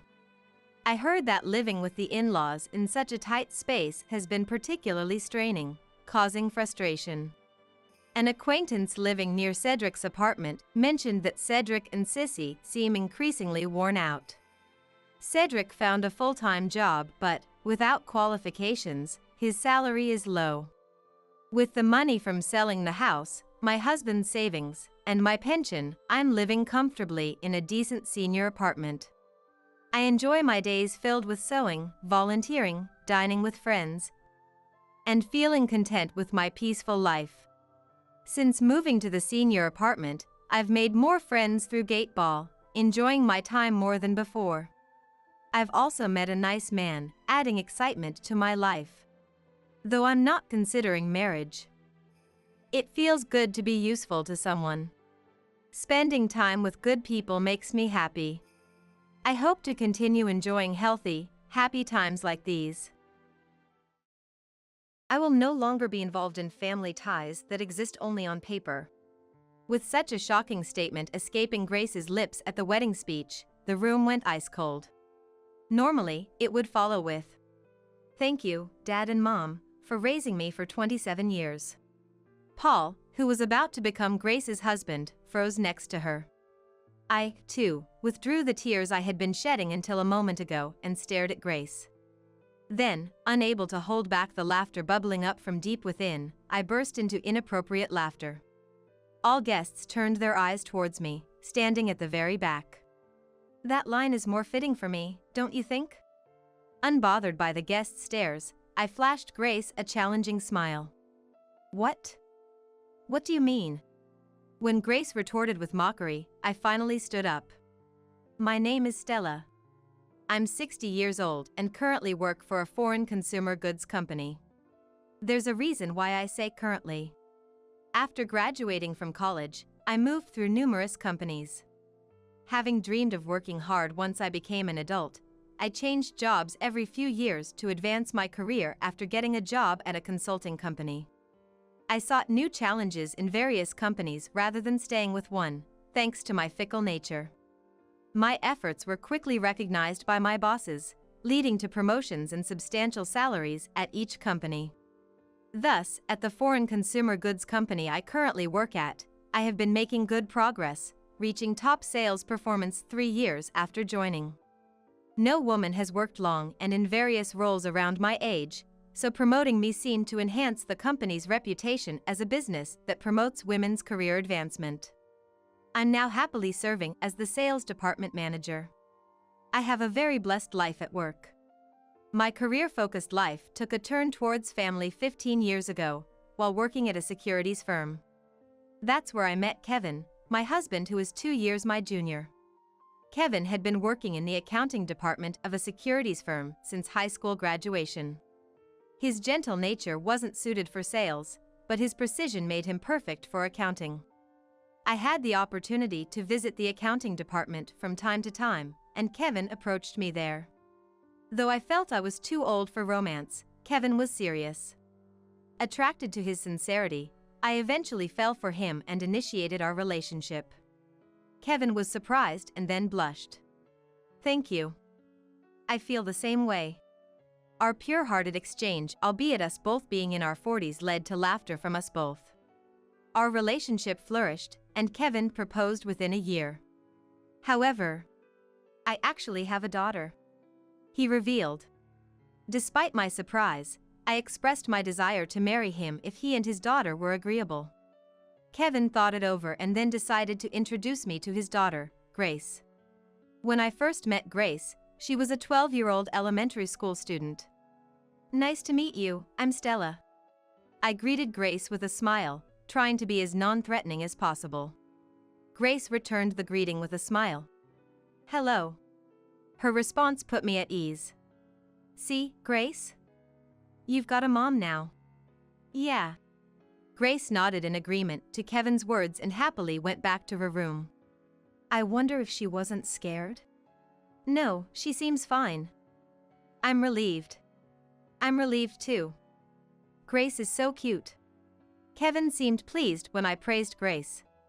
I learned he had separated from his wife 5 years ago. It seemed being complimented on Grace, who he had been raising alone, made him feel good. Which I understood. After Grace accepted me, we got married a month later. Our marriage settled into a routine where I worked late and Kevin got off on time and took care of home affairs. With Grace becoming a middle schooler next year, she could stay home alone for short periods. Kevin seemed to like housework, and I'm grateful because he does the laundry and cooking without complaining. I did my part around the house with cleaning and dishes, within my capacity. People around us would say, "How lucky you are to have a husband who helps out." Our marriage got off to a smooth start. Grace was a bit shy around me at first, but that quickly faded, and we became close enough to go out together. She wrote me letters on my birthday and even shared stories about boys she liked. Perhaps she longed for the female companionship and conversations she never had, being raised by a single dad. I tried my best to be Grace's mom. However, our close mother-daughter bond began to unravel a while after Grace entered middle school. She hit her rebellious phase. Her friends were all mischief makers, getting into makeup and late-night outings, making their way of having fun more extravagant. Grace, mingling with such girls, spent her days having fun, which naturally led to her grades dropping in periodic tests. "Grace, don't you think you're going out a bit too much lately? If you keep this up, you might not even make it to high school." I warned Grace for the first time. Grace, taken aback by my scolding, retorted, "Huh? Why do I have to be lectured by a stranger like you?" It was the first time I heard such heartless words directed at me. A stranger? We were getting along just fine until recently. I was just being polite. I had to be nice to you, or Dad would feel sorry. All the smiles Grace had shown me were fake. Realizing this filled me with frustration and helplessness. Grace continued to complain. "I thought about mentioning this before, but isn't your cooking bad? I want to eat Dad's cooking. Don't mix your laundry with mine. We're strangers, after all." About everything I did. Her criticisms were always delivered in Kevin's absence, revealing Grace's malicious nature. I considered discussing it with Kevin, but knowing he cared deeply for both his daughter and me, I knew it would sadden him. I didn't want to upset him or add to his worries, so I never brought it up to him. Grace's harassment escalated from verbal attacks to actions, like removing important documents from my bag before work or finishing off a cake Kevin had saved for me. Her ability to charm everyone meant Kevin never noticed her tormenting me, making me dread even seeing Grace. The attacks from Grace, which only worsened over the years, continued for 15 years. She still acted sweet in front of Dad. As she grew into adulthood, her antics became more troublesome, like withdrawing money from our joint account or stealing my precious jewelry. When I was about to reach my breaking point, "I'm getting married. The wedding is next month," Grace announced. "Really? So suddenly?" At 27, Grace was at a reasonable age for marriage. But the abruptness of a wedding next month left me struggling to keep up. What's wrong with sudden? Timing is everything in matters like this. Just so you know, I'll marry even if you oppose. Grace seemed uninterested in my opinion, quickly retreating to her room after merely informing me of her marriage. That night, I shared the news of Grace's upcoming marriage with Kevin. "What's this all about? I haven't heard anything.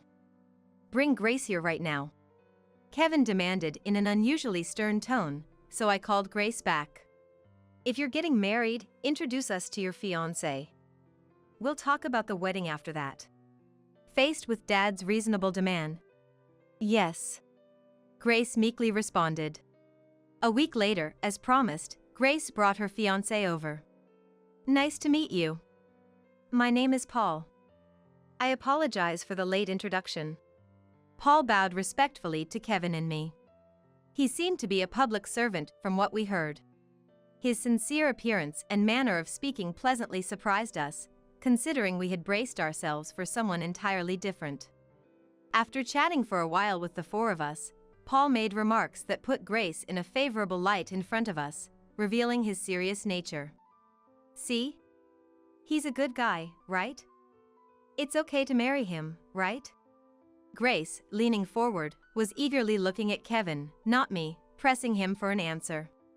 Yeah. Paul seems like a good guy, and I have nothing against it, but what about you, Stella? I'm all for it. Although surprised by Grace's sudden announcement, I was actually pleased because I thought Grace getting married would mean she would move out of this house. Yay! Then the wedding is set for next month as planned. Sure. Grace left the house with Paul, both of them beaming with joy. I wonder if they plan to stay somewhere tonight. Paul and Grace seem to have quite different personalities and capabilities for life, but I wonder what will happen after they get married. Anyway, being able to get away from Grace was the happiest thing for me. Since Grace introduced us to Paul, she has been away from home more often. I thought she was busy preparing for the wedding with Paul, but one day I ran into Paul on the bus home from work. I had been working overtime for about 3 hours, as usual, but the commuter bus was packed. Oh, isn't it Paul? Just finished for today? Good evening. Yes, it's been busy lately. Really? It's tough being a civil servant. By the way, how long has lately been? It's been like this for about a month now. A month. Hearing Paul's words, I suddenly became curious. It's been about a month since Grace started being away from home. But Paul has been having busy days every day. Then what exactly has Grace been doing, and where?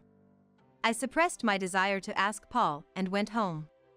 Grace didn't come home this day, again. Something smelled fishy. It's been a month since I started suspecting something about Grace. Finally, the day of Grace and Paul's wedding arrived. Both Kevin and I couldn't help but reflect on everything up to this point, as it was our daughter's once-in-a-lifetime wedding. Kevin was moved to tears walking down the aisle with Grace in her dress. Thinking of Grace leaving my hands, I also cried, but for a different reason. However, to those around, it must have looked like a mom crying deeply over her daughter's wedding. The wedding and reception were a great success, and it was time for the highlight of the evening, the bride's letter to her parents. As Paul placed his hand on Grace's back, she began to read the letter. Kevin and I were, of course, crying again. I'd like to take this moment to say something to Mom. The beginning of the letter was unusual, and the audience was a bit restless. I will no longer be involved in family ties that exist only on paper. With such a shocking statement escaping Grace's lips at the wedding speech, the room went ice cold.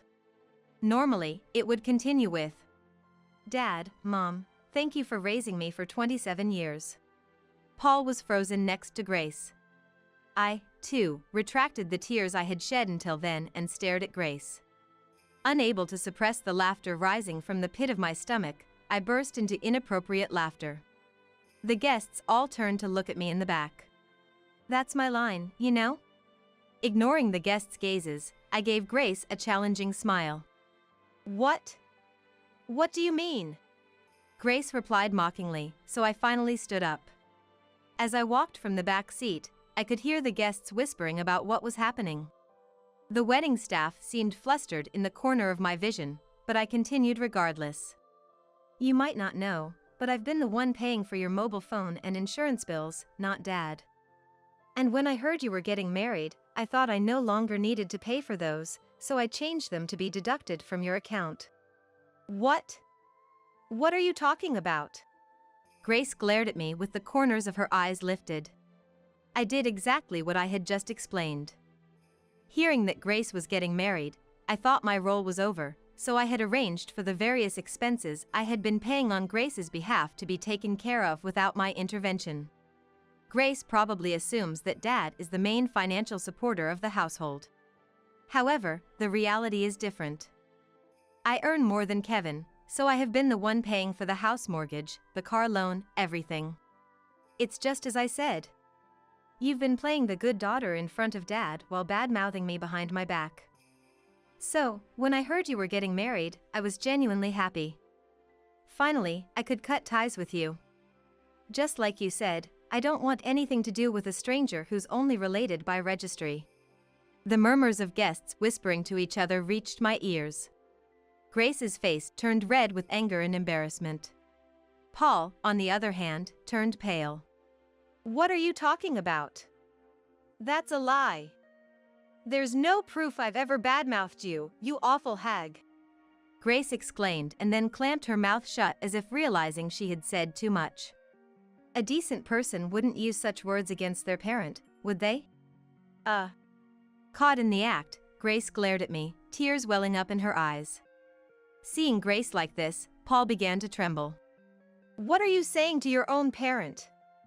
I thought you were a nice, polite, cheerful girl, but I had no idea you were this twisted. This is marriage fraud. I'm calling off the wedding right now. Hearing Paul's furious declaration, Grace looked shocked. She must have never imagined her own words would trigger the cancellation of her engagement. She started to protest, as if wanting to say stop anything but that. What are you talking about? I haven't told you yet, but I'm pregnant. It's only been 6 weeks, so you wouldn't have noticed. And you're saying you won't get married? That's irresponsible. The word pregnant stirred murmurs around us. But I was expecting it. Paul, however, showed no sign of being flustered by Grace's announcement. Grace, on the other hand, was confused by the unexpected reactions from me and Paul. What's the matter? Too shocked to respond? For the sake of the child, we have to get married, right? Grace wore a triumphant smile. It seemed she thought that bringing up the pregnancy would make Paul unable to refuse marriage. But Paul, with a somber face, said in a low voice, Is that child mine? What? Paul's expression darkened. I listened to Paul's words with bated breath. I always took precautions when we were intimate. You know that, right? And yet you boldly claim to be pregnant. Is that child really mine? What are you? Now it was Grace's turn to tremble. I seized the moment to speak up. No, it's not. I've heard that Paul has been busy this past month. But you, Grace, often came home late or were gone the whole day, despite only working part-time. There's no overtime in your job. So, where and with whom were you wandering around? I edged closer to Grace. Her expression twisted further. That was, with friends. I have friends, you know. Grace's desperate reply made me unable to stop laughing. Friends? It's strange for friends to be arm in arm entering a hotel, don't you think? I thrust my mobile phone screen in front of Grace's eyes. In fact, since I began suspecting Grace, I had started an investigation into her infidelity. I couldn't bear the thought of Ernest Paul being deceived. I poured the money I earned into hiring a detective, and soon enough, evidence like this came to light. What is this? Bringing this up is just low. You're not a mother. I've never heard of a mother slandering her own daughter. Grace screamed through the microphone, causing everyone to cover their ears. Despite there being no room for excuses, Grace still refused to admit her guilt, which made her seem even more pitiable. I was about to speak again when I heard footsteps approaching from behind. Stopping next to me was Kevin. I've been listening to the conversation, but what's going on here? Kevin's voice, low and seemingly coming from the depths of the earth, made Grace tremble. It was the first time I had seen the always gentle Kevin express anger like this. Dad, this is a misunderstanding. I haven't been unfaithful. How can you lie so calmly? You're about to get married, and you have a child with another man that's not Paul? Stop joking around. Grace shivered at Kevin's stern voice. It's not just that. How can you speak to Mom like that after she's taken care of you for 15 years? I see you've been using such foul language towards Mom behind my back all this time. Mom has loved you like her own daughter, even though you're not related by blood. She's more competent at work than I am and earns more money. She's been the one paying for your education mostly. And yet, you repay her kindness with ingratitude. I won't forgive that. It's not true. Dad, Mom is lying. Please believe me. I'm your daughter. Grace looked at Kevin with teary eyes, hoping for redemption, but Kevin quickly crushed that hope. Daughter? No. From today, you're not my daughter. My daughter wouldn't do such a cowardly thing. From today, we're cutting ties. Anyway, apologize to Mom, Paul, and everyone gathered here. I'm sorry. Grace apologized profusely and then left the venue in her wedding dress. I saw a man among the guests hastily leave the venue after Grace. Likely her affair partner. Inviting her affair partner to her own wedding was insanity. I was made painfully aware of how deranged Grace was. Paul, I'm truly sorry. Please allow me to apologize to the family members later. I should be the one apologizing for not noticing what Grace was really like. Even in what must have been the hardest moment for him, Paul's consideration for us showed he was truly a good and earnest person. Kevin and I went around apologizing to the guests, and the unprecedented wedding was thus brought to an abrupt end. After that, Grace left the house. Or rather, Kevin told Grace. Don't come back. Grace pleaded persistently. I'm sorry. I've reflected on my actions. Please let me stay here. But Kevin did not forgive Grace. Likely considering the 15 years of scorn she had directed at me. I thanked Kevin and vowed never to associate with Grace again. Grace reluctantly rented an old apartment in the countryside after being denied a return to our home. Her affair partner turned out to be a man with no capability for living, only working part-time twice a week and loafing around. Grace probably thought her marriage to this man would be opposed. Perhaps she planned to marry the earnest Paul to satisfy us and then find a reason to remarry her affair partner. While her true intentions are unknown, neither Kevin nor I could accept Grace after she hurt Paul and acted selfishly. Although Grace had a job, it was part-time, so she must be living at her financial limits. She must be struggling to pay for even her mobile phone and insurance bills I used to cover. The hardship she's facing now is a consequence of the good life she once had. Grace might have many desires, but likely none are being fulfilled. But this is the result of her own actions. I believe she should learn the hardships of living through struggle. Meanwhile, Kevin and I have been enjoying peaceful days together. Kevin chose me, his wife, over his biological daughter. Kevin says, "Of course. I truly respect you, Stella. Let's continue to support each other. I'm truly happy, and Kevin, who diligently takes care of household chores, is a wonderful husband. I feel nothing but gratitude for our happiness."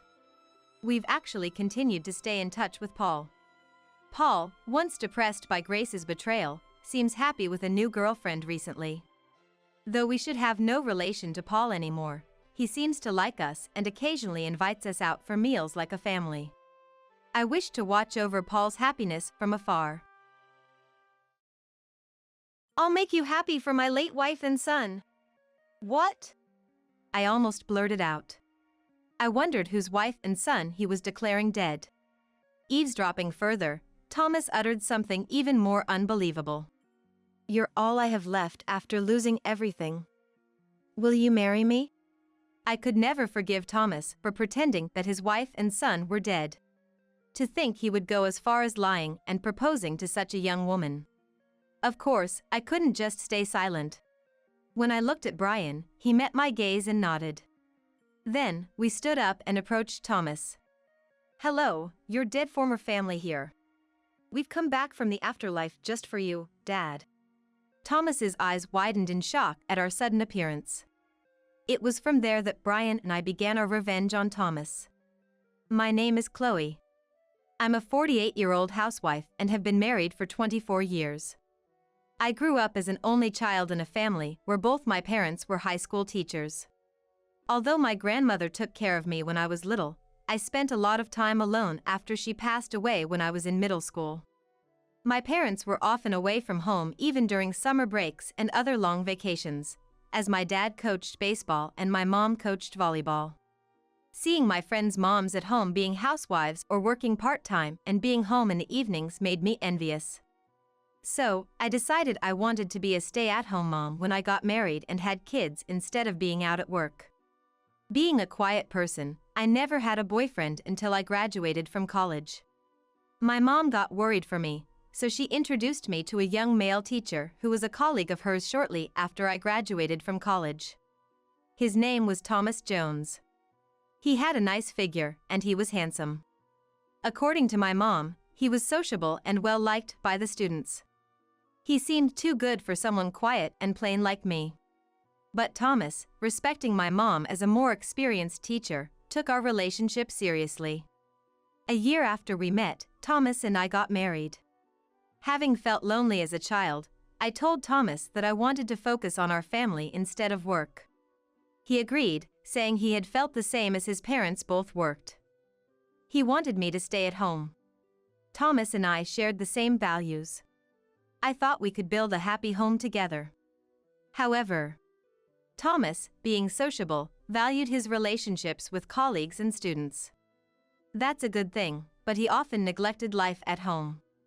We rarely spoke to each other, and when we did, it was only when he had something he needed me to do. I'm glad that you became a housewife to take care of this household, Chloe.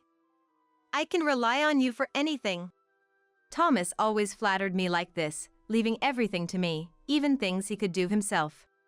But hearing this made me feel needed, and I tried to take it positively. I suppose it would have been better to get mad at him and say, I'm not just a housekeeper, you know. On top of that, since the beginning of our marriage, he would never be home at night during the weekends.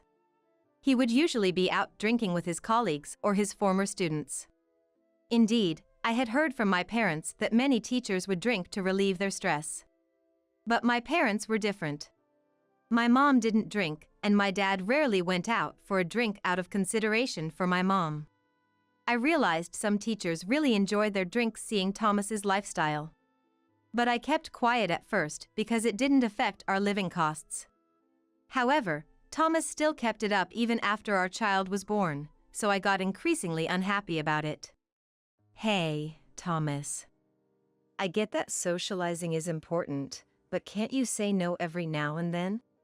I had kept quiet until then, but I couldn't take it anymore. Thomas looked puzzled and responded, What? Why are you asking this now? You never mentioned it before. Well, my parents told me that teachers have a lot of socializing to do.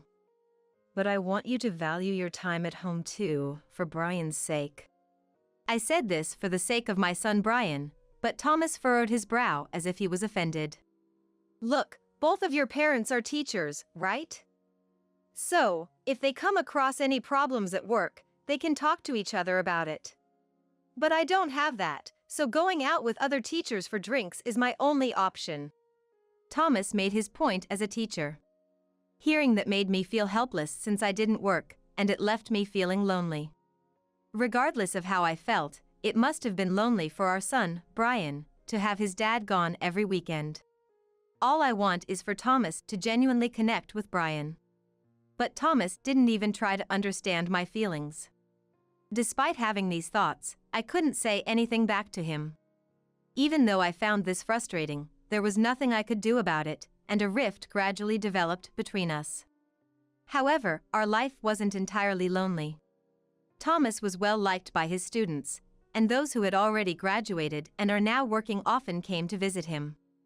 In particular, 2 of his students, who were the class clowns, have been visiting us frequently in the past 5 to 6 years. Their names are Miller and Martin.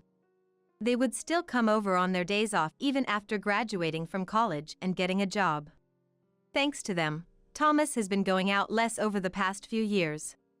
Brian, now in his senior year in college, has become quite close to them, perhaps because they are around the same age. I feel kind of happy too when they come to visit us with their bright and friendly personalities. They always looked out for me and would bring over cakes and such. Today, they brought a cake over on their day off. But Thomas had been out since the morning. I'm sorry, guys. My husband has been out since last night and hasn't returned yet. They looked a bit awkward when I greeted them at the door.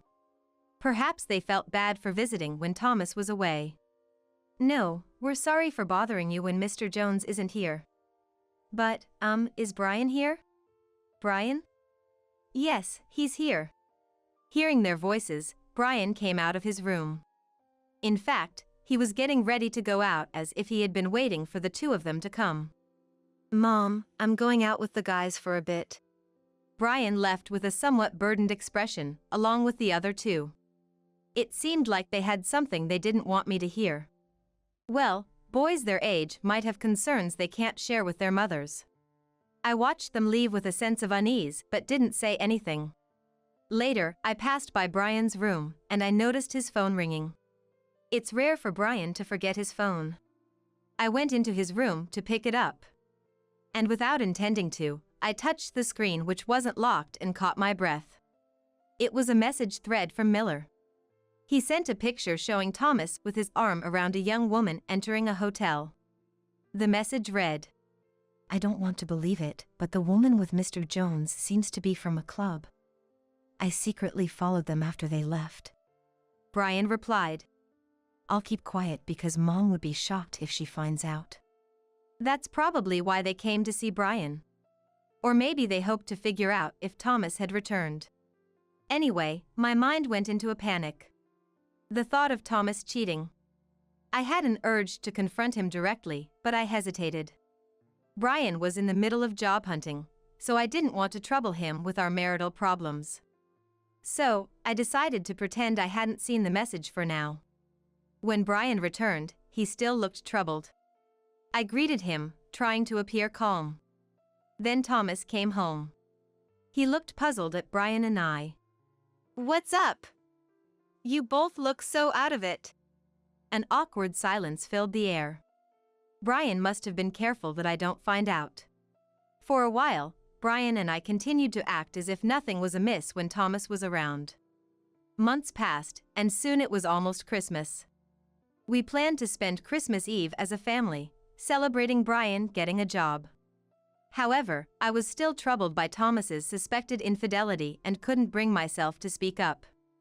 Then, Thomas said something. I'll come home late for a year-end party on the 24th of this month, so I won't need dinner. It makes sense that there would be a party on that day. But given the date, I couldn't help but wonder if he was lying. Even so, I couldn't confront him about it, so for the time being, I just replied, yes. Lately, I haven't had a proper conversation with Thomas, and I feel suffocated every day. Seeing me constantly like this, Brian made a thoughtful gesture for me. Mom.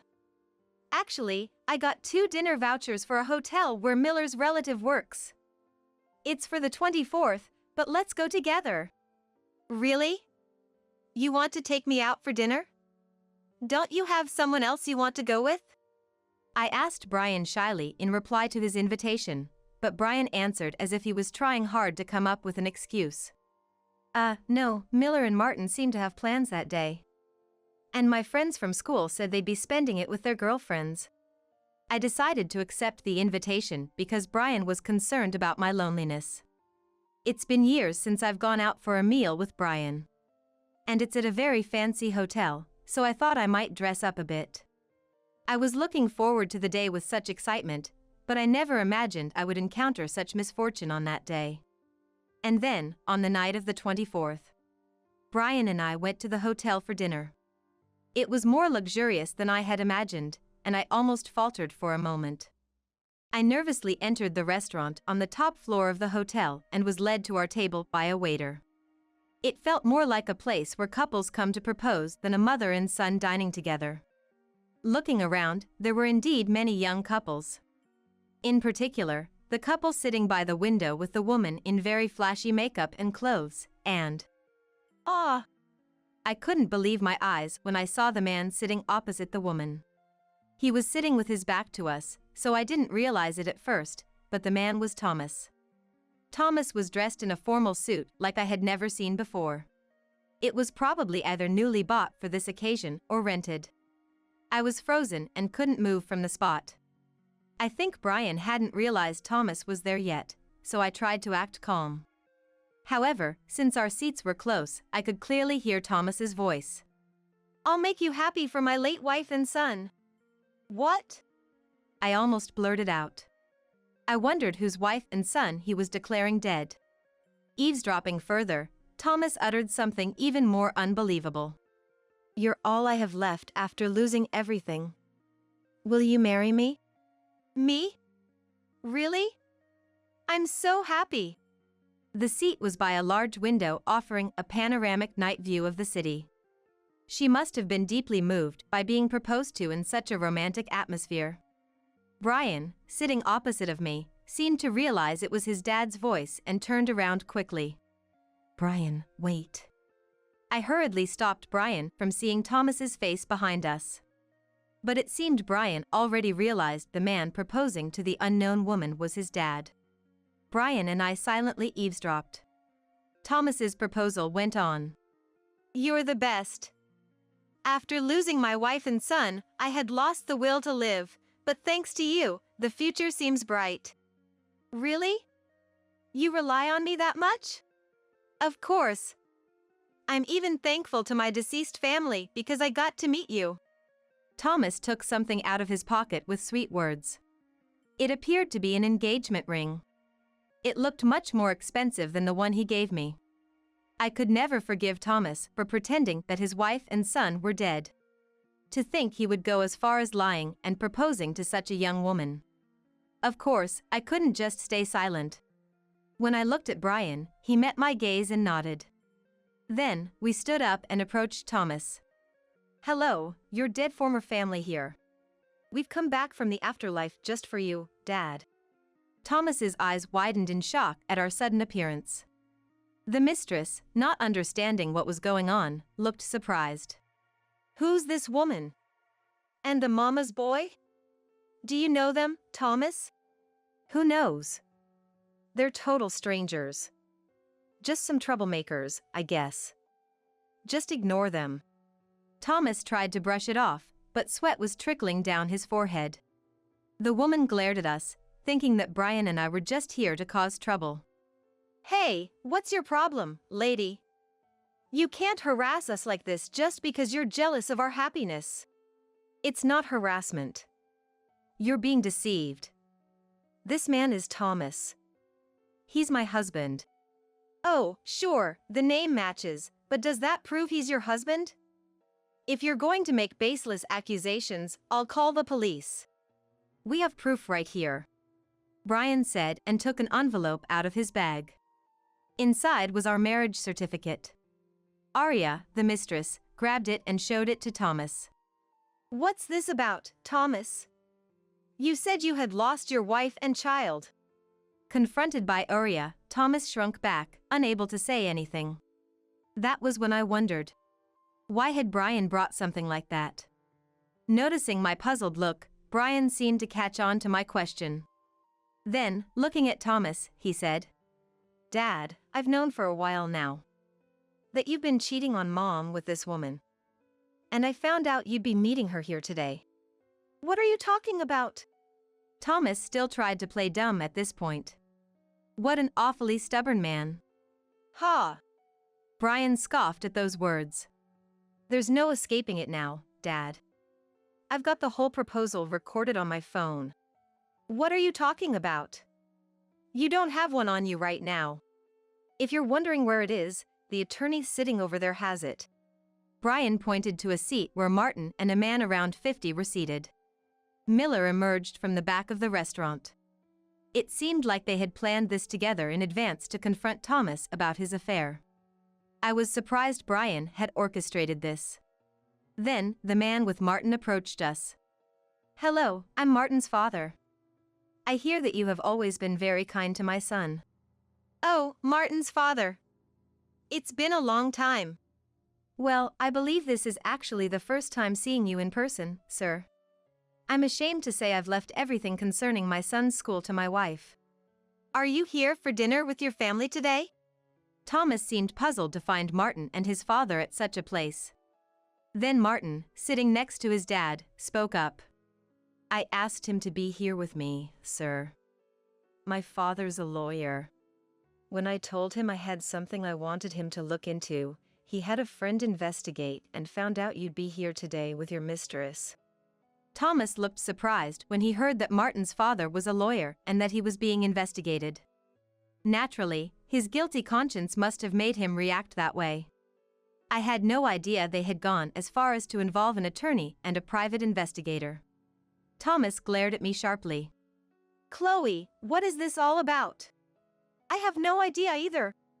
Mom has nothing to do with this, Dad. We're the ones who planned everything. Hearing these unexpected words from Brian, Thomas's eyes widened even more, and he froze in place. I wondered why Brian would go to such lengths. Then, Brian explained how he came to know about Thomas's affair through a message from Miller. Brian had been talking with Miller and Martin about what he could do without me finding out. But the three of them couldn't find a solution on their own, so Martin talked to his father, who is a lawyer. Even though it was a personal request, Martin's father agreed to help and had a private investigator look into Thomas's surroundings. One of Miller's relatives works at the restaurant where Thomas was meeting his mistress that day. They provided the dinner tickets to stake out Thomas. I wasn't sure whether to bring Mom along, but I wanted to clear things up. I couldn't stand the thought of you and Dad just pretending to be a couple anymore. I couldn't bear it. So, that's why Brian invited me here. I thought Brian was still a child. Yet, he had been thinking about his parents this much. I was truly surprised to see how grown-up Brian had become before I knew it. As I was lost in thought, Martin suddenly looked at Thomas and made a shocking statement. Mr. Jones, my father and his friend found that Aria is actually Mia, who was in the same class as Miller and me in our freshman year. What? Her name is Aria. It even says so on her business card. That must be a pseudonym for the club. Don't you remember Mia, who dropped out in December of our freshman year? That's her. Upon hearing this from Martin, Thomas looked at the woman named Aria. Aria? You're that girl, Mia, from back then. What are you talking about? Who's Mia? I don't know any Mia. Aria was desperately denying it, but she seemed to be panicking. Seeing Aria like this, Martin showed us a photo on his phone. A friend of mine went to the same middle school as Mia, and he showed me the graduation album. I took a photo of Mia's picture with my phone. Look at the large mole under the left eye. Isn't it the same as yours? Martin pointed at Aria's face. Aria covered the area under her eye with her hand, but it was too late. She gave up and smiled wryly. If I'm caught, so be it. Yes, I'm Mia, the one who couldn't stand being in Mr. Jones's class during my freshman year of high school. The Mia who was driven out of school because of such an awful homeroom teacher. The room went silent at Aria's drastic change in demeanor. What was she plotting by getting close to Thomas? As I pondered this, Thomas questioned Aria before I could. Driven out of school because of me? What do you mean? You probably don't remember. To you, I was just a mere shadow. Aria began to recount her time back then. She couldn't fit in with the class and was isolated since her first days of school. She also struggled with her studies. She tried to consult with Thomas, her homeroom teacher, who never took her seriously. Although Thomas was well liked by his students, he tended to be favored by the popular ones. So, it was quite possible that, on the flip side, he didn't pay as much attention to the shy, quiet students who didn't stand out. Just as he had been neglecting me at home. I found myself feeling a bit sympathetic towards Aria, even though she was the one Thomas was cheating on me with. Listening to her story, Martin's father placed his hand on her shoulder as she tearfully recounted her high school days. I understand your pain. But why did you decide to date Mr. Jones without revealing your true identity? Arya answered, wiping her tears away with her hand. I wanted to get back at him. I thought making him cheat on his wife would destroy his family. He happened to come to my club as a customer, so I coaxed him into picking me. He didn't know who I was, and I thought if his wife found out he was cheating on her with a girl from the club, she would divorce him. While I felt sympathy for Arya, I felt that her plan was over the top. Cheating is cheating, no matter the reason.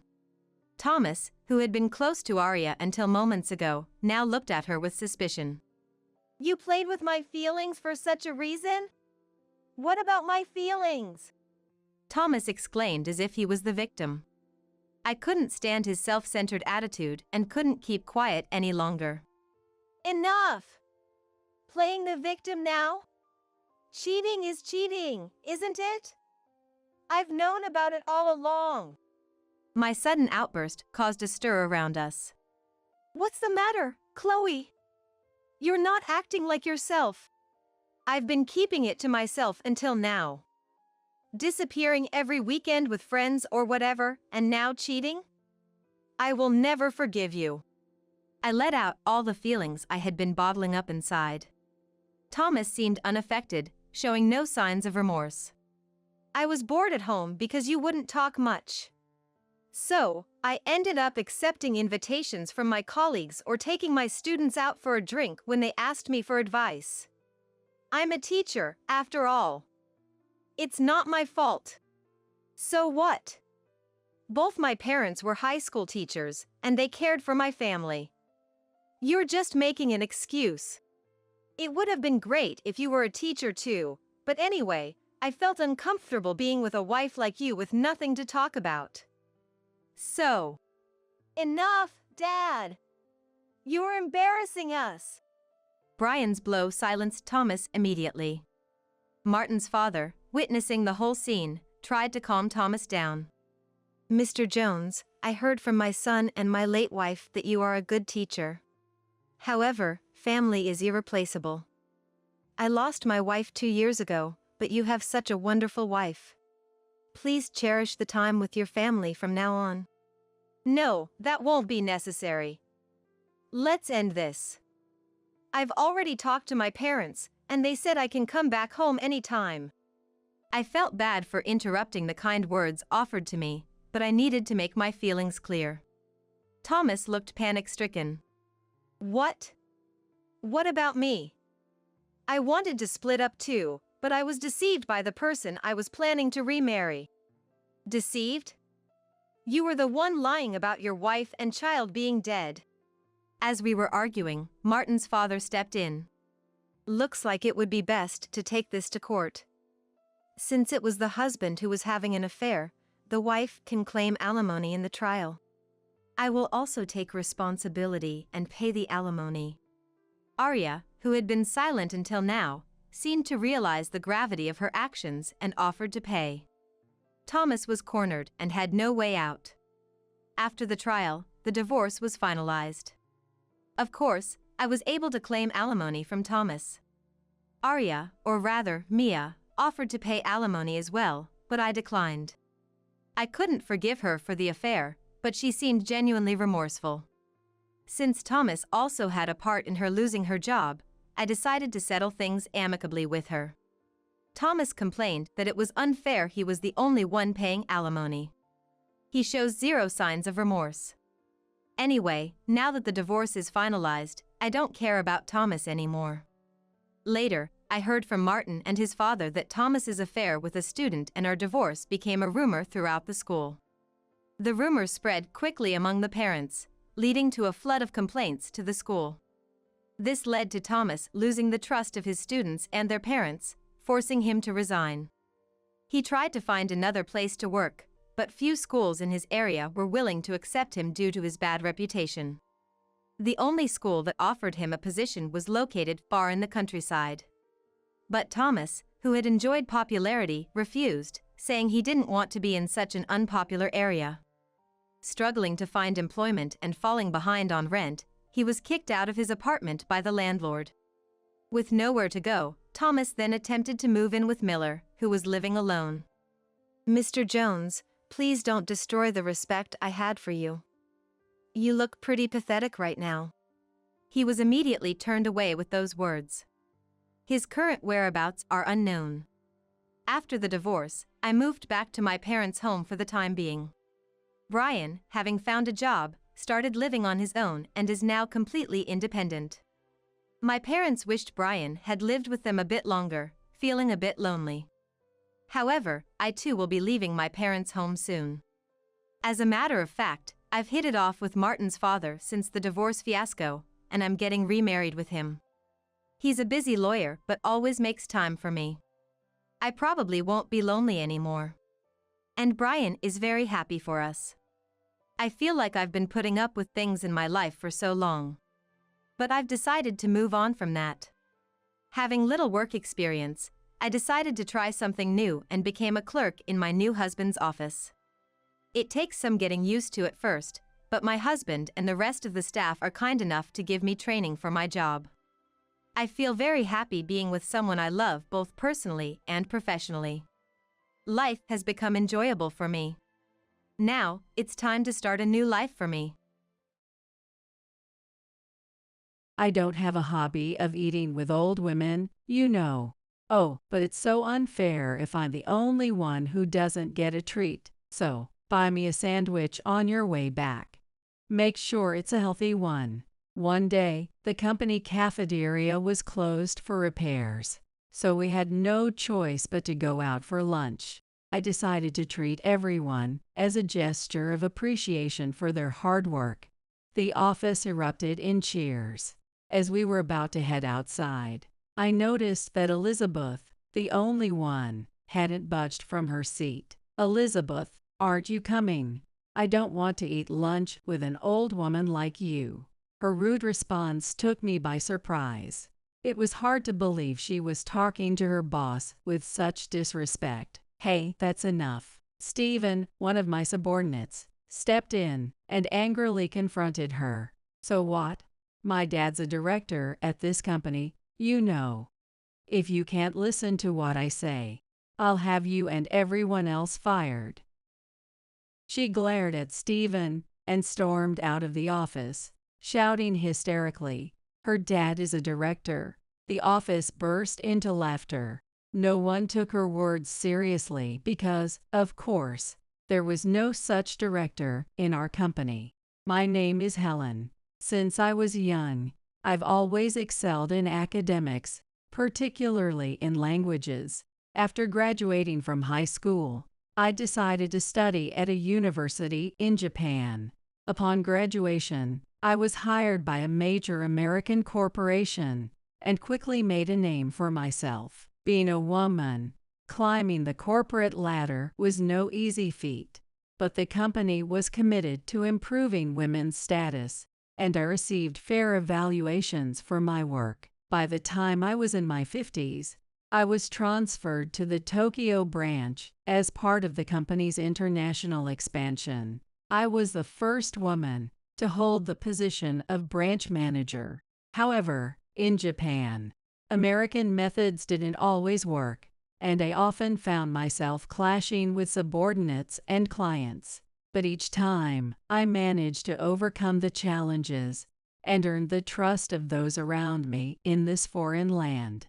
Several years later, when I was past 60, I received an unexpected call from headquarters in the U.S. It was a direct request from the CEO to return home. "We've heard great things about your achievements in Japan, Helen. We'd like to have you bring that same success to our headquarters. But sir, I'm already in my 60s, a grandmother." "Really? Nonsense. We'd like you to lead our efforts in talent development." According to the CEO, the retention rate of new hires had been declining in recent years. There were plenty of talented individuals, but no one at headquarters who could effectively nurture them. Just when I was considering retirement due to my declining stamina, I found myself unable to refuse the CEO's earnest request. I bid farewell to the familiar office in Japan and returned to the U.S., a place I hadn't been for 7 years. Helen, you look well. I'm so relieved. Welcome back. Waiting for me were my former subordinates. Tears filled their eyes as they warmly welcomed me back. Clearly moved by my return, I couldn't help but smile at the heartfelt reception, though I had some lingering attachment to my work in Japan. Those feelings quickly disappeared upon seeing the familiar faces of my colleagues back in the U.S. The young recruits from when I was last here had grown into reliable, confident leaders during the 7 years I'd been away. Looking at them now filled me with pride. I'm back, everyone. I didn't think I'd ever work here again, but it looks like we'll be working together once more. I smiled as I glanced around at everyone, but among the familiar faces, one person particularly stood out. Of course, I didn't recognize the employees who had joined after I left for Japan, but this young woman's sulky expression caught my eye. In the midst of the cheerful welcome, she was the only one who wasn't smiling. She looked quite young, perhaps a new hire. Although she piqued my curiosity, I decided to focus on the joy of reuniting with my old colleagues for now. However, it wouldn't be long before I would clash with her Elizabeth. About a week after my return, one evening, I went to a hotel with some of my subordinates. They had organized a welcome party in my honor. I was led to a seat at the back of the room, where the event took place in a lively yet relaxed atmosphere. So how was life in Japan? We've been talking about how much we missed you while you were gone, Helen. I shared the details of my life in Japan. 7 years of living there had given me more stories than I could possibly tell. Everyone listened attentively, their expressions full of interest and admiration. But there was one person who didn't seem engaged at all, yawning with boredom. It was the same young woman from earlier who hadn't smiled during my return. I learned her name was Elizabeth. She had just joined the company this year, and today's party was also meant to welcome her. However, a subordinate sitting next to me quietly explained that Elizabeth seemed quite displeased, feeling as though I had stolen the spotlight from her with my sudden return. As the alcohol started to flow, Elizabeth, despite being a new hire, began behaving in a shockingly inappropriate manner. You know, I'm the type of girl who gets hit on by guys all the time. Right now, I'm dating like 5 guys at once. With a loud, piercing voice, Elizabeth bragged to the male employees about her romantic exploits. She continued talking as if showing off, but it was clear that everyone around her was becoming increasingly exasperated by her attitude. The female employees, in particular, were visibly outraged, thinking how shameless she was to boast about such things. As another employee tried to change the subject, Elizabeth, annoyed at losing control of the conversation, didn't bother to listen, and instead began fiddling with her smartphone, showing no interest in what anyone else had to say. At this rate, she would end up isolated in the workplace. Worried about this, I approached her and introduced myself. Nice to meet you, Elizabeth. We met briefly the other day, but this is the first time we've actually spoken. I understand it might be unsettling to have an older supervisor, but I'm looking forward to working with you. I hoped that by showing her some attention, as her superior, it would help ease the tense atmosphere among the other employees. But as I approached, her face twisted into an openly irritated expression. She sighed dramatically, as if I were a nuisance, and abruptly stood up. What's the matter? Why are you suddenly standing up? I have a date with my boyfriend now. I'm leaving, but this is also your welcome party. Can't you stay a little longer? Please don't push your outdated social customs on me. Mind if I post about this on social media? It might blow up, you know. With a mocking laugh, She ignored the employees trying to stop her and walked out of the restaurant. What's with her attitude? I've always thought she was strange, but I had no idea she was this disrespectful. Helen, I'm so sorry. I responded briefly. It's all right, but I couldn't deny that her behavior as a new employee would certainly lead to conflict with others.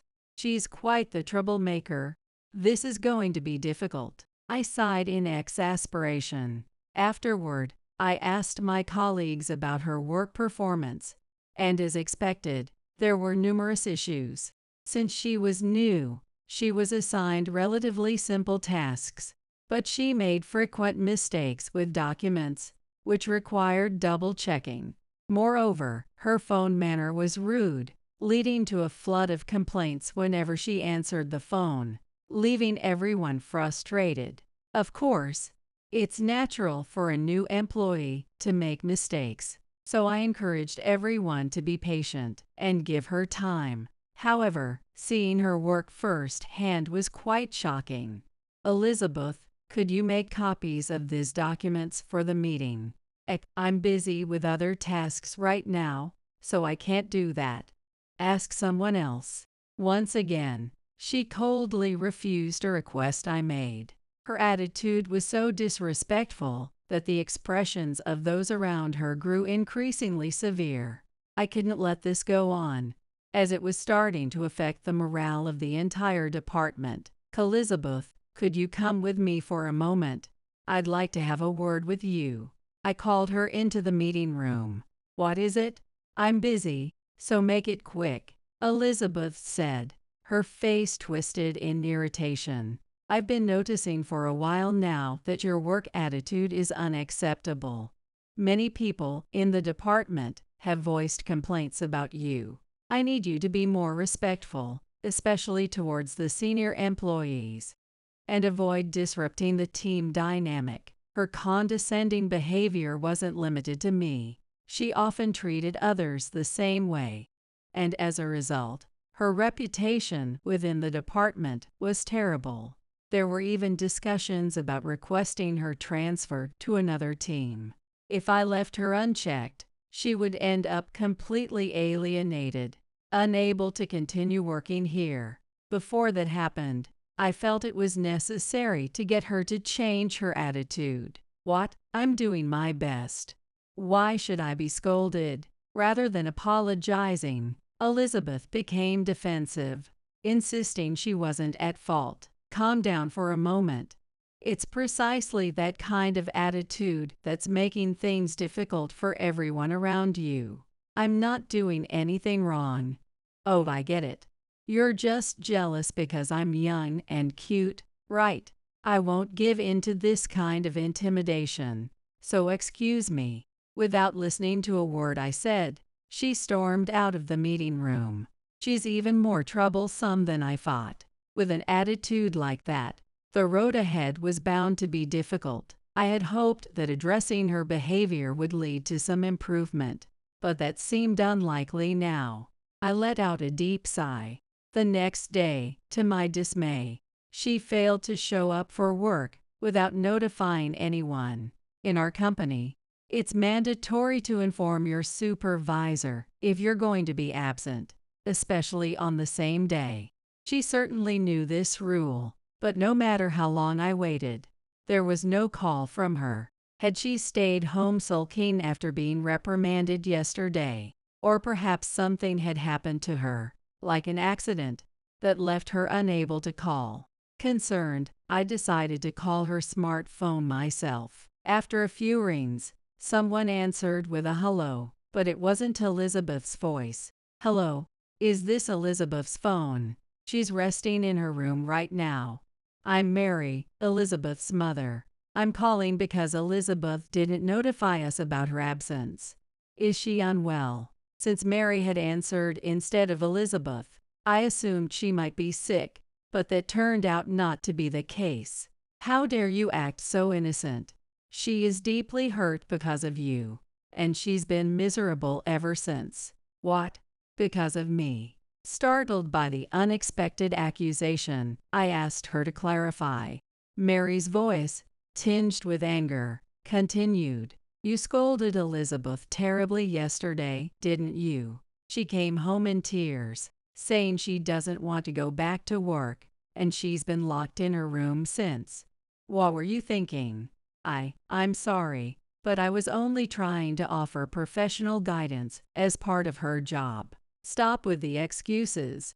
My daughter is clearly devastated, and it's your fault. I apologize. I'll be more mindful in the future. In reality, there was no need for me to apologize to Mary. As her superior, I had merely pointed out her inappropriate behavior in the workplace. But with her so heated, it was clear that reasoning with her would get me nowhere. Years of experience told me it was best to apologize for now and de-escalate the situation. Unbelievable. If my husband finds out about this, your career will be over. Keep that in mind. With that, the phone call ended abruptly.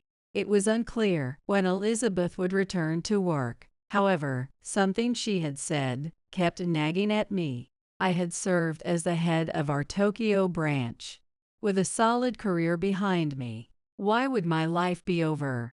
Was there something about Elizabeth that I didn't know? I decided to ask the other employees if they knew anything more about her, but everyone just shrugged and replied, I have no idea. What on earth was Mary talking about? Could Elizabeth's father be a politician or a bureaucrat? I've dealt with such people before. It's not uncommon for people in power to exert pressure, just like Mary had done earlier. But would her father really get involved over something so trivial, simply because Mary was defending her daughter? I couldn't help but feel uneasy about Elizabeth's strange family, but for now, there was nothing I could do. So I decided to put it out of my mind. 3 days passed. Still, no word from Elizabeth. She continued to miss work without permission. What on earth was she doing? I called her smartphone again, and once more, Mary answered instead of Elizabeth. Oh, it's you again. What do you want this time? Mary's tone was confrontational from the start. I pressed on, asking how she was doing. According to Mary, she had been staying up late and sleeping all day. Thanks to you, she is emotionally scarred and can't sleep at night. You need to take responsibility. But how am I supposed to take responsibility for that? If you want my daughter to go back to work, you need to give her a wake-up call in the morning. Wake her up yourself. Mary's demand was utterly absurd. It was so ridiculous that instead of feeling angry, I couldn't help but laugh. I'm sorry, but I have no intention of treating a grown woman like a child by calling her to wake her up. Please inform her that if her absences continue, it will affect her performance evaluation. Goodbye. From the previous call, I knew that the longer the conversation dragged on, the more Mary would spiral into anger, making any discussion impossible. So, after stating my message, I ended the call myself. Now, let's see what happens. The next day, Elizabeth showed up at work with a sulky expression on her face. However, she didn't offer a word of apology for her days of unapproved absences, and she sat at her desk with a sullen look. The other employees kept their distance, whispering amongst themselves as they watched her. For the next few days, Elizabeth continued to come to work without any apparent issues, and on the surface, things seemed peaceful. But then, a significant incident occurred. One day, the company cafeteria was closed for kitchen repairs, so we had no choice but to go out for lunch. Well, it can't be helped. As a special treat, lunch is on me. Let's all go grab something to eat together, I said. The office erupted in cheers as everyone prepared to head out. But as we were about to leave, I noticed that Elizabeth was still at her desk and hadn't gotten up to join us. Elizabeth, aren't you coming? I asked. I don't have any interest in eating with old ladies. But since it's unfair if I don't get treated like everyone else, why don't you buy me a sandwich instead? Her response was shockingly rude, especially toward her superior. Hey, cut it out already.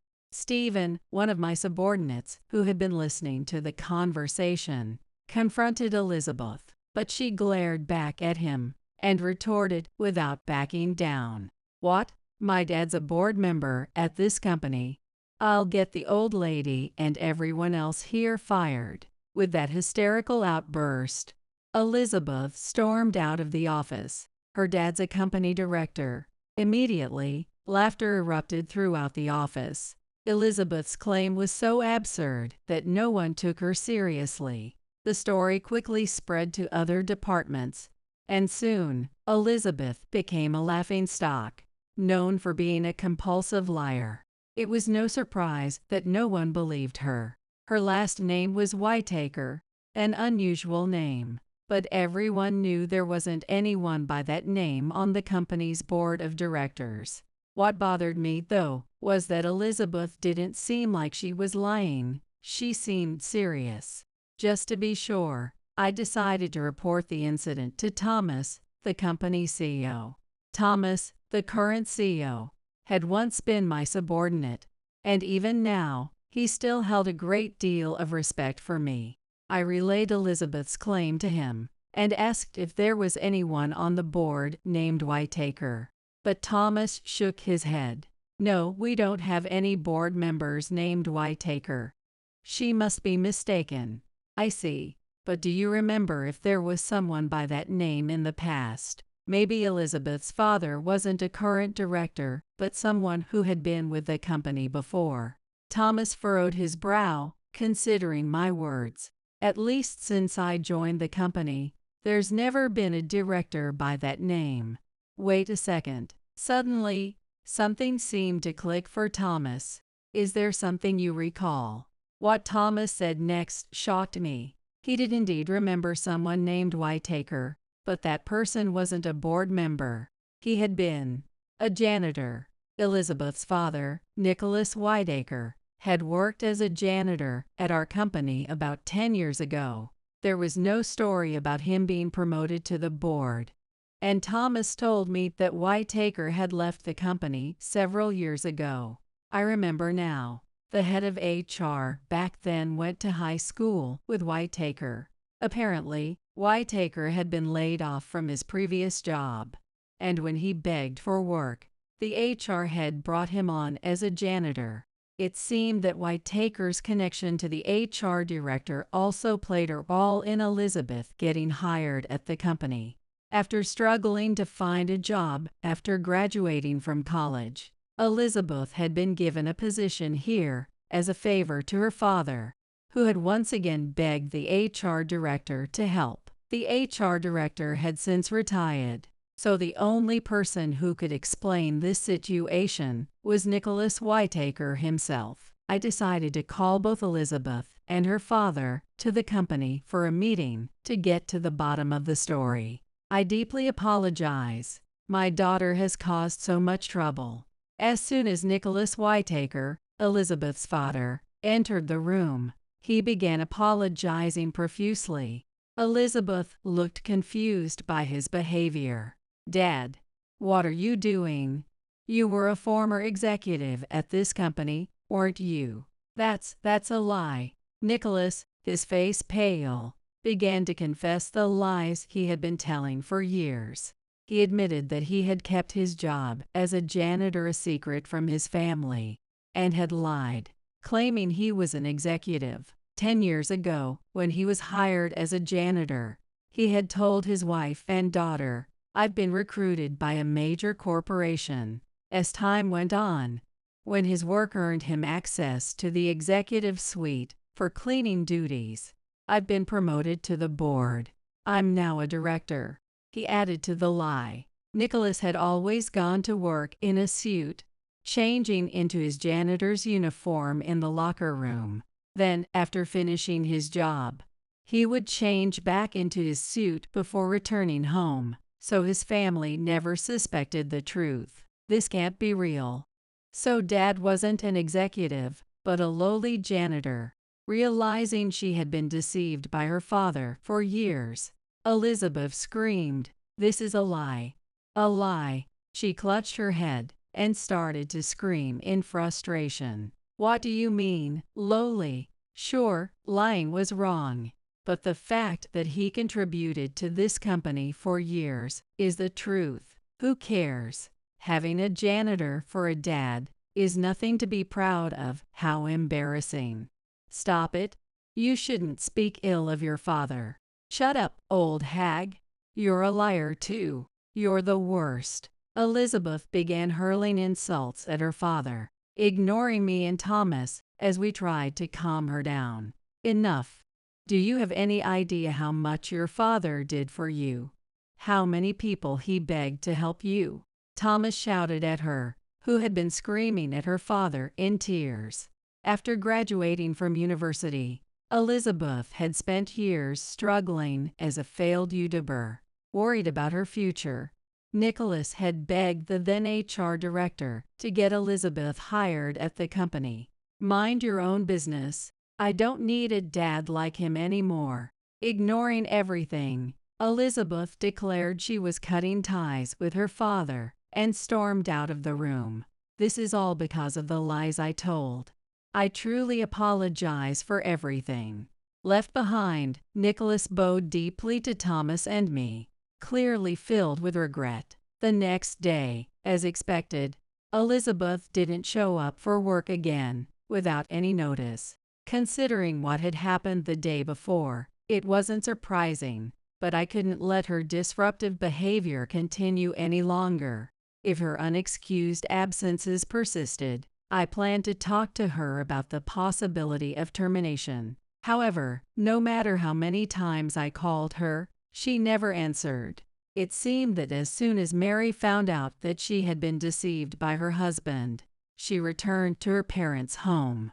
Tragically, Nicholas's lies had torn the family apart. After that, there was no direct contact. Elizabeth simply sent in a letter of resignation. The letter contained only one sentence: "I quit." It looked like something written by a child, not by an adult professional. Nevertheless, the company accepted it, and Elizabeth's resignation was officially classified as voluntary. Afterward, Elizabeth apparently resumed her activities as a YouTuber.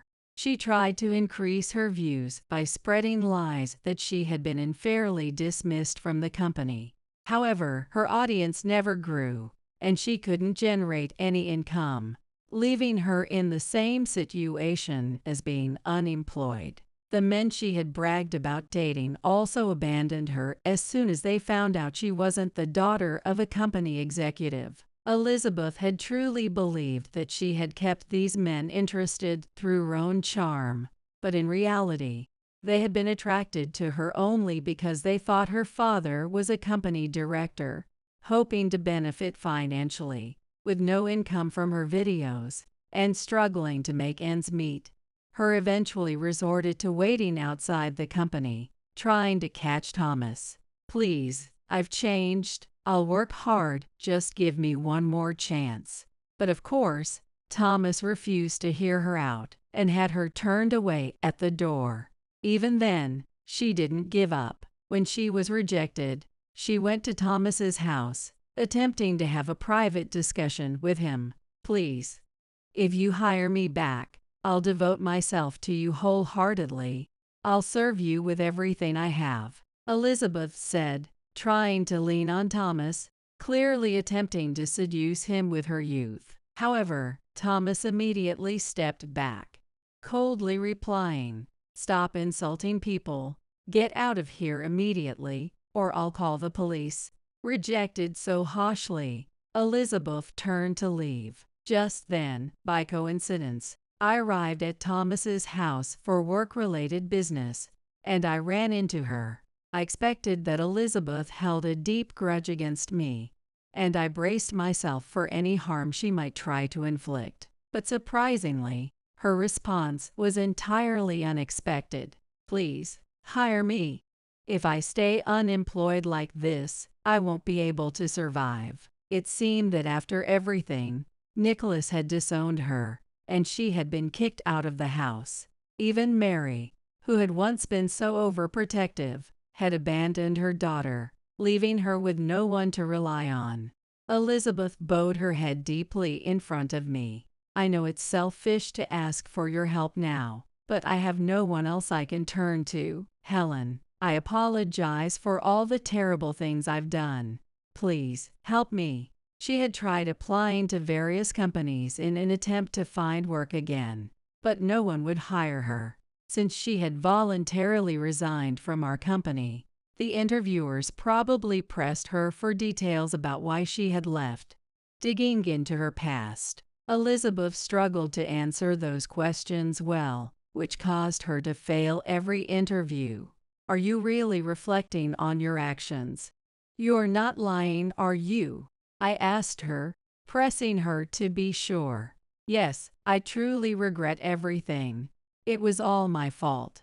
I won't look down on others or slack off at work anymore. I promise. Elizabeth was desperate. She had nowhere else to turn but to me. I can't bring you back to the company in the same role as before, but if you're truly determined to change and work hard, I'll introduce you to a job. Really? Elizabeth's face lit up with hope. Yes, but this time I won't tolerate any unexcused absences. If your work attitude is poor, you'll be dismissed immediately. Understand? I understand. I'll work as hard as I can. And so I introduced Elizabeth to a job. It was a position as a cleaner at our company, the very role she once mocked. I wanted her to truly understand the difficulty of the job. Our company is large, and cleaning each floor takes an entire day of hard labor. It's often dirty work, and tough for a young woman like her. The cleaning staff consisted mostly of veteran women, and Elizabeth was frequently scolded by them. It was no surprise, as she had hardly ever done any cleaning before. At first, I thought she would quit immediately, but to my surprise, Elizabeth stuck with it. Her coworkers spoke well of her, a stark contrast to the way she had been despised by her colleagues before. Now, whenever we pass in the hallways, she greets me with a deep and respectful bow. She had once been arrogant and cruel, looking down on others, but Nicholas's lies had given her a chance to change her character. You're still young. You can always start fresh. Keep up the good work, I said to Elizabeth with a smile. Thank you so much. Tears filled her eyes as she bowed deeply again, overcome with emotion. Seeing her made me realize once more that people can change. I intend to continue helping young people develop and grow for as long as I can. Come on. I'm the one using the car. You? How about you walk home, huh? Starting the new year being bossed around, and now being told to walk home alone. The heartless man standing in front of me, embarrassingly, is my husband. And chuckling behind him? That's his mom and sister. You know the saying, like father, like son? Fits them perfectly. My name is Eleanor, and I'm 40 years old. I work part-time in an office. I live with my husband and daughter, Claire, who's in 8th grade. Raising a child goes by in a flash. It feels like just yesterday Claire was a little girl. She's going through a rebellious phase now, but she's a sweet girl who helps around the house when I'm not well. I met my husband, Daniel, at work. It was a typical office romance. Daniel's not exactly a whiz at his job, but he's calming to be around. Wrapped in his big arms, Winters used to feel cozy. But over the years, he's become just plain stifling. The reason being, for heaven's sake, how long have you been doing housework for us? She hit me with the spatula she was holding. Hey, it makes me feel like I'm not joking around. I clenched my teeth and held back. Because the one attacking me is Daniel's mom, my mother-in-law. We've been at odds since we got married. In her traditional family, family gatherings happen frequently for holidays and ceremonies. Each time, mother-in-law would scold me. "You're the wife of the eldest son, act like it." My problem isn't just my outdated mother-in-law. Hey, Eleanor. There's also my sister-in-law, who snacks on the fried chicken I prepared for everyone. Are you kidding me? I had a kilo of chicken. Is she a monster or what? I think it, but don't say it. My phone chirps with a notification. I glanced at it and couldn't stop laughing. What are you laughing at? Gross. Mom. Whenever I do something she doesn't like, she calls over my mother-in-law and I get scolded. That's how it's been at my in-laws' place. When I talk to friends, they say divorce is the only option. Of course, I've thought about it too. But Daniel, as unreliable as he is Claire's only father. I just have to endure a few family gatherings a year. Besides, it's not like I don't have any allies at these family events. My phone never stops buzzing during family nights. Hey, your phone keeps making noise. While stuffing his face, Daniel said this. By the way, he's on his third serving of rice. Oh? Maybe it's notifications from Claire's class moms on social media. Huh, mom friends, huh? That must be tough. That was a lie. There is a moms group, but this is something else. After finishing my chores, I sat down on the sofa to read the accumulating messages. Hey everyone, thanks for making it through another day. God, it was so cold today, wasn't it? Tell me about it. Our place must be the only one that's cold both in summer and winter. Speaking of which, Eleanor was such a pain to deal with today again, huh? Reading through the group chat, I couldn't help but chuckle to myself. This chat group includes me and Daniel's cousins' wives. While my issues with my mother-in-law might be on the higher end, it turns out the other wives have their share of grievances too. We instantly clicked and became close. Initially, we vented over the phone, but ever since we all got smartphones and joined social media, we've taken to griping here. By the way, while chatting with my sister-in-law, I received a notification. Eleanor, heads up. Your sister-in-law's zipper is down. I couldn't contain my laughter. And yes, sister-in-law's zipper was wide open. I might not have been able to endure this on my own, but with these allies, it's probably one reason I haven't divorced yet. When I'm getting passive-aggressive comments from my mother-in-law and sister-in-law, Daniel just turns a blind eye. I once came home and tearfully said, "Why didn't you stand up for me?" I've been dealing with their snide comments all day. Daniel responded, "You're overreacting. It's not a big deal, really. Be stronger. What's for dinner?" He said it with such a dismissive look. The thought of divorce flashed through my mind, but our young daughter Claire adores Daniel. Daddy's belly is so soft and comfy. She'd say. I used to be like that too. I used to feel the same way about Daniel's big belly. I loved how he ate with such joy. But now, it just annoys me. I asked many times, "Why don't you lose weight?" He always says, "Claire likes my belly, and besides, obesity runs in my family." That's a lie. I've seen his relatives, only Daniel, his mom, and sister are obese. They're not just overweight, they're enormous, making rooms instantly feel smaller.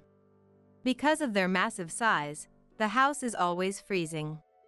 In summer, the air conditioner is set to a chilly 64.4 degrees Fahrenheit. Feeling like we're in a freezer. In winter, as soon as sister-in-law complains, "It's too hot," the heater gets turned off, and we all freeze. We all wear long sleeves even in the summer. But still, it's cold. Despite the cold, all three of them sweat profusely. Finally, a cold-sensitive relative shouted, "Hey, what's the deal with this house? Why is it so cold? If you're going to complain, please leave." Mother-in-law responded, causing the room to empty out one by one. What era are they living in, talking about main and branch families? Of course, father-in-law would scold mother-in-law, but she would snap back, "You're hardly ever home. Don't act like you're important." Sister-in-law joins in, and they both berate father-in-law, who ends up just letting it slide. I wished father-in-law would take a firmer stand, but the thought of being shoved aside by those large bodies sends shivers down my spine. My sister-in-law is over 40, single, and unemployed. Once upon a time, my sister-in-law, or sister-in-law, had a job. But she quit after finding out she was bullying a new employee who turned out to be the daughter of a major client. Now, she lives with her parents and doesn't work at all. She and her mom, my mother-in-law or mother-in-law, live off her dad's money. When I married into the family, sister-in-law had already been unemployed for many years. She does want to get married and often goes to matchmaking events. But as far as I know, she's never had a boyfriend. She says, "I come from a good family, so my future husband needs to earn at least $80,000 a year." She used to say $100,000, so maybe she's lowering her standards. But let's be real, she needs a reality check. We should look more realistic. Sister-in-law claims she's from a good family because her dad, my father-in-law or father-in-law, owns a business. But the business was actually started by his dad, and it's been struggling under father-in-law's management. It seems that grandfather-in-law had a knack for business, but that talent didn't pass down to father-in-law. Ever since father-in-law took over, the company's performance has been on a steady decline. I know all this because I work at the same company. That's where I met Daniel, my husband, who also works there in a decent position. Many of Daniel's cousins work there too. My parents also own a small business. It's just them and a few relatives, but they're doing okay. They had me late in life and have always treated me like a treasure. Now they adore our daughter Claire, who prefers my parents over my in-laws. Mother-in-law doesn't seem to like that. "Is Claire spending New Year's at your parents' again?" Mother-in-law asks. "Yeah," I reply. Daniel sighs and says, "Don't you think that's weird? Normally, people spend New Year's with their paternal family." Then he says something unforgivable. "Well, your parents are old. They don't have much time left." I said such a terrible thing. It's true, my parents are nearing 80, much older than Daniel's. Daniel's parents, who married young, are quite a bit older than him. But they're still spry and sharp as tacks. When I once asked them, "Isn't it time to enjoy your golden years?" "We just want to buy things Claire loves. Seeing you and Claire happy is our joy." Every time I visit home, Mom always gives me some money. Daniel laughed and belittled my precious parents. "What did you just say? Don't you know the difference between what's okay to say and what's not?" When I angrily retorted, Daniel said, "Fine, fine. I'm the bad guy, as always. If you're going to be like that, we might as well divorce." Then he stormed out of the house. The nerve of him. He better be prepared. The following year, on New Year's Day, my parents came to pick up Claire. "Take care, see you later," I said to them. Claire seemed happy to see my parents and said, "I'll let you know how it goes," before leaving. It was refreshing to see Claire smile after a long time of her looking downcast. Even though my parents had come over, Daniel didn't even bother to greet them. What a rude guy. I felt utterly disrespected. After a while, Daniel came out of his room, and we headed to his parents' house. We haven't spoken since that incident. I don't understand why Daniel is mad, but I'm glad we're not talking. Lately, the only thing I've heard from him is, "Seconds, please." When I ignored him, he clicked his tongue and slammed the rice cooker shut. "Stop taking it out on objects," Claire chimed in. "Yeah, stop it." Only to be yelled at by Daniel. The atmosphere at home was terrible. As soon as we arrived at his parents' house, his mother-in-law, said, "Oh, Claire is with the other family again this year? What kind of upbringing is that?" Daniel quickly threw me under the bus. "It's Eleanor's poor parenting. Sorry, Mom. You can tell a lot about a person by their upbringing. Hurry up, we're busy with cleaning and preparing meals." This house felt as cold as ever. Upon entering the living room, I greeted the relatives gathered for the new year. Sister-in-law was there, and as expected, she ignored me. Despite the cold, seeing sister-in-law in a short-sleeve shirt and shorts gave me chills. When Daniel sat down, one of the daughters-in-law said, "Here you go," and carelessly served him tea. Everyone was on my side because Daniel had been discussing all his actions in a group chat. Father-in-law was out, so he wasn't there. "Seriously. We're all gathered here because Charles said he has something to discuss." Mother-in-law was getting impatient. While shivering and eating, a 5-year-old cousin said, "It's cold in here." She turned on the heater. The next moment, sister-in-law yelled, "Don't touch things in other people's homes, you brat." She snatched the remote from the child and turned off the heater. Naturally, the child was shocked and started crying. "If you're going to cry, why don't you go home?" A grown adult, over 40, said this to a 5-year-old. The relatives were furious. "Apologize to my daughter, you worthless woman. We've been putting up with this for the sake of the family, but this is the last straw. We're never coming back. You and your family can go to hell." Sister-in-law, who hadn't expected such a backlash, started crying despite her age. Honestly, everyone was disgusted. "Hey! Why is everyone blaming my daughter? Don't you feel ashamed? If anyone has a problem, leave." This time, mother-in-law started yelling. "This family is insane. We're cutting ties with you." One by one, the relatives said this and left. The only ones remaining were Daniel, mother-in-law, sister-in-law, and me. The room felt even colder with fewer people. As I was shivering from the cold, mother-in-law said, "What are you standing around for? The cleaning and meals are done, so you should leave too." "Excuse me?"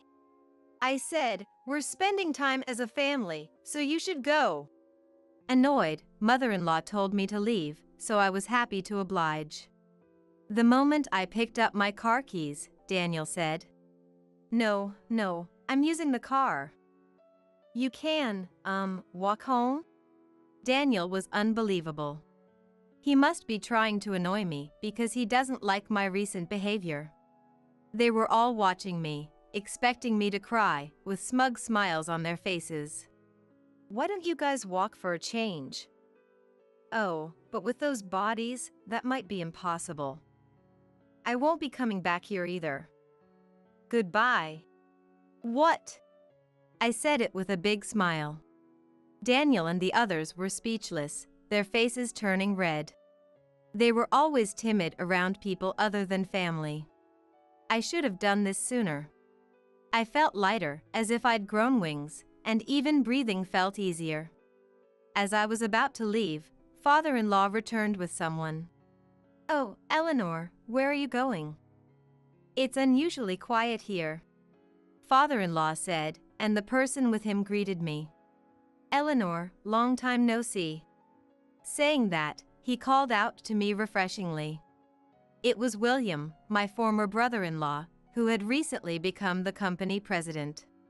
I am not married. He was single and had been working overseas. He looked handsome, much like father-in-law. It had been years since we last met. William, it's been a while. Mother-in-law told everyone to leave, so they did. She also told me to walk home, so I'm about to do that. I said it matter-of-factly. Upon hearing this, both men looked at Daniel and the others with disgust. Is this true? Father-in-law asked in a low voice. Mother-in-law tried to defend herself. Well, everyone was blaming her. Don't you find your daughter cute? Cute? This freeloader? She's just getting fatter. Are you all planning to become sumo wrestlers? I'd never seen father-in-law so angry in the many years I'd been married into this family. I wished he'd scolded these hopeless people sooner. I even felt resentful toward him. Well, it doesn't matter to me anymore. I'm leaving now. And just so you know, I'm divorcing you. Do whatever you want. I glared at Daniel as I said this. He glared back, clearly unhappy. Eleanor, I'll drive you. Get in the car. Father-in-law offered, but I declined. I'm fine. My ride is already here.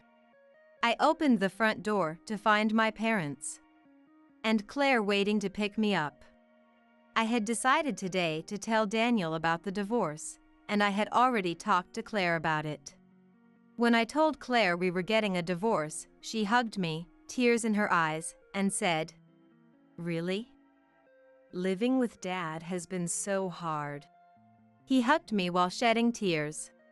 Seeing Claire, Daniel desperately said, "Claire, you'll live with Dad, right? You love Dad." Claire started crying and said, "No way. After Dad takes a bath, there's hardly any hot water left. And he eats like a pig. Plus," Grandma said. After saying that, Claire burst into tears. Claire had told me various things when I informed her about the divorce. Grandma called me a failure. I couldn't believe it. That's not something a grandmother should say to her granddaughter. Mother-in-law looked guilty. And then this. Claire then showed me a photo of mother-in-law and sister-in-law shopping, their cart filled with meat and snacks. Some local overweight mom and kid are always blocking the aisles and being rude to the staff. So annoying. Those words were posted on social media by someone with no consideration. Claire's school caught wind of it. Thankfully, no one knew it was about her grandma and aunt, but the fear of being found out made every day stressful for her. Seeing Claire cry, Daniel finally seemed to grasp the gravity of the situation and fell sister-in-law. It was too late for realizations now. We're handing over the family business and moving to the countryside.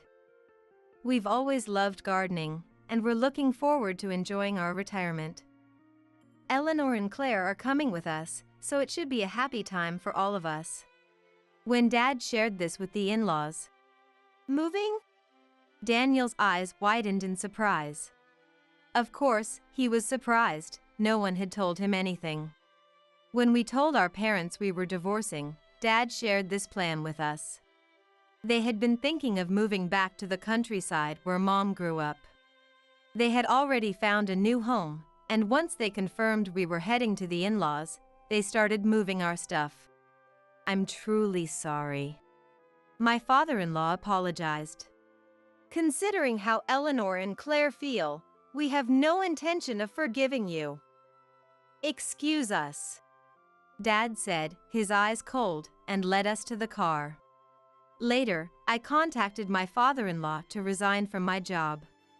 I had already discussed the divorce with a close colleague, so the transition was smooth. My father-in-law kept apologizing over the phone, but I cut him off, saying, "It's fine." I left the social media group with the other daughters-in-law as is. When I announced the finalized divorce, they all congratulated me and thanked me for my hard work over the years.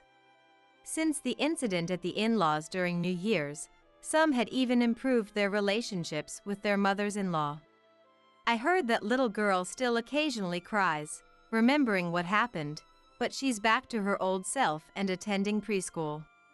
I'm truly relieved. As for my former in-laws, my father-in-law stepped down as the company president.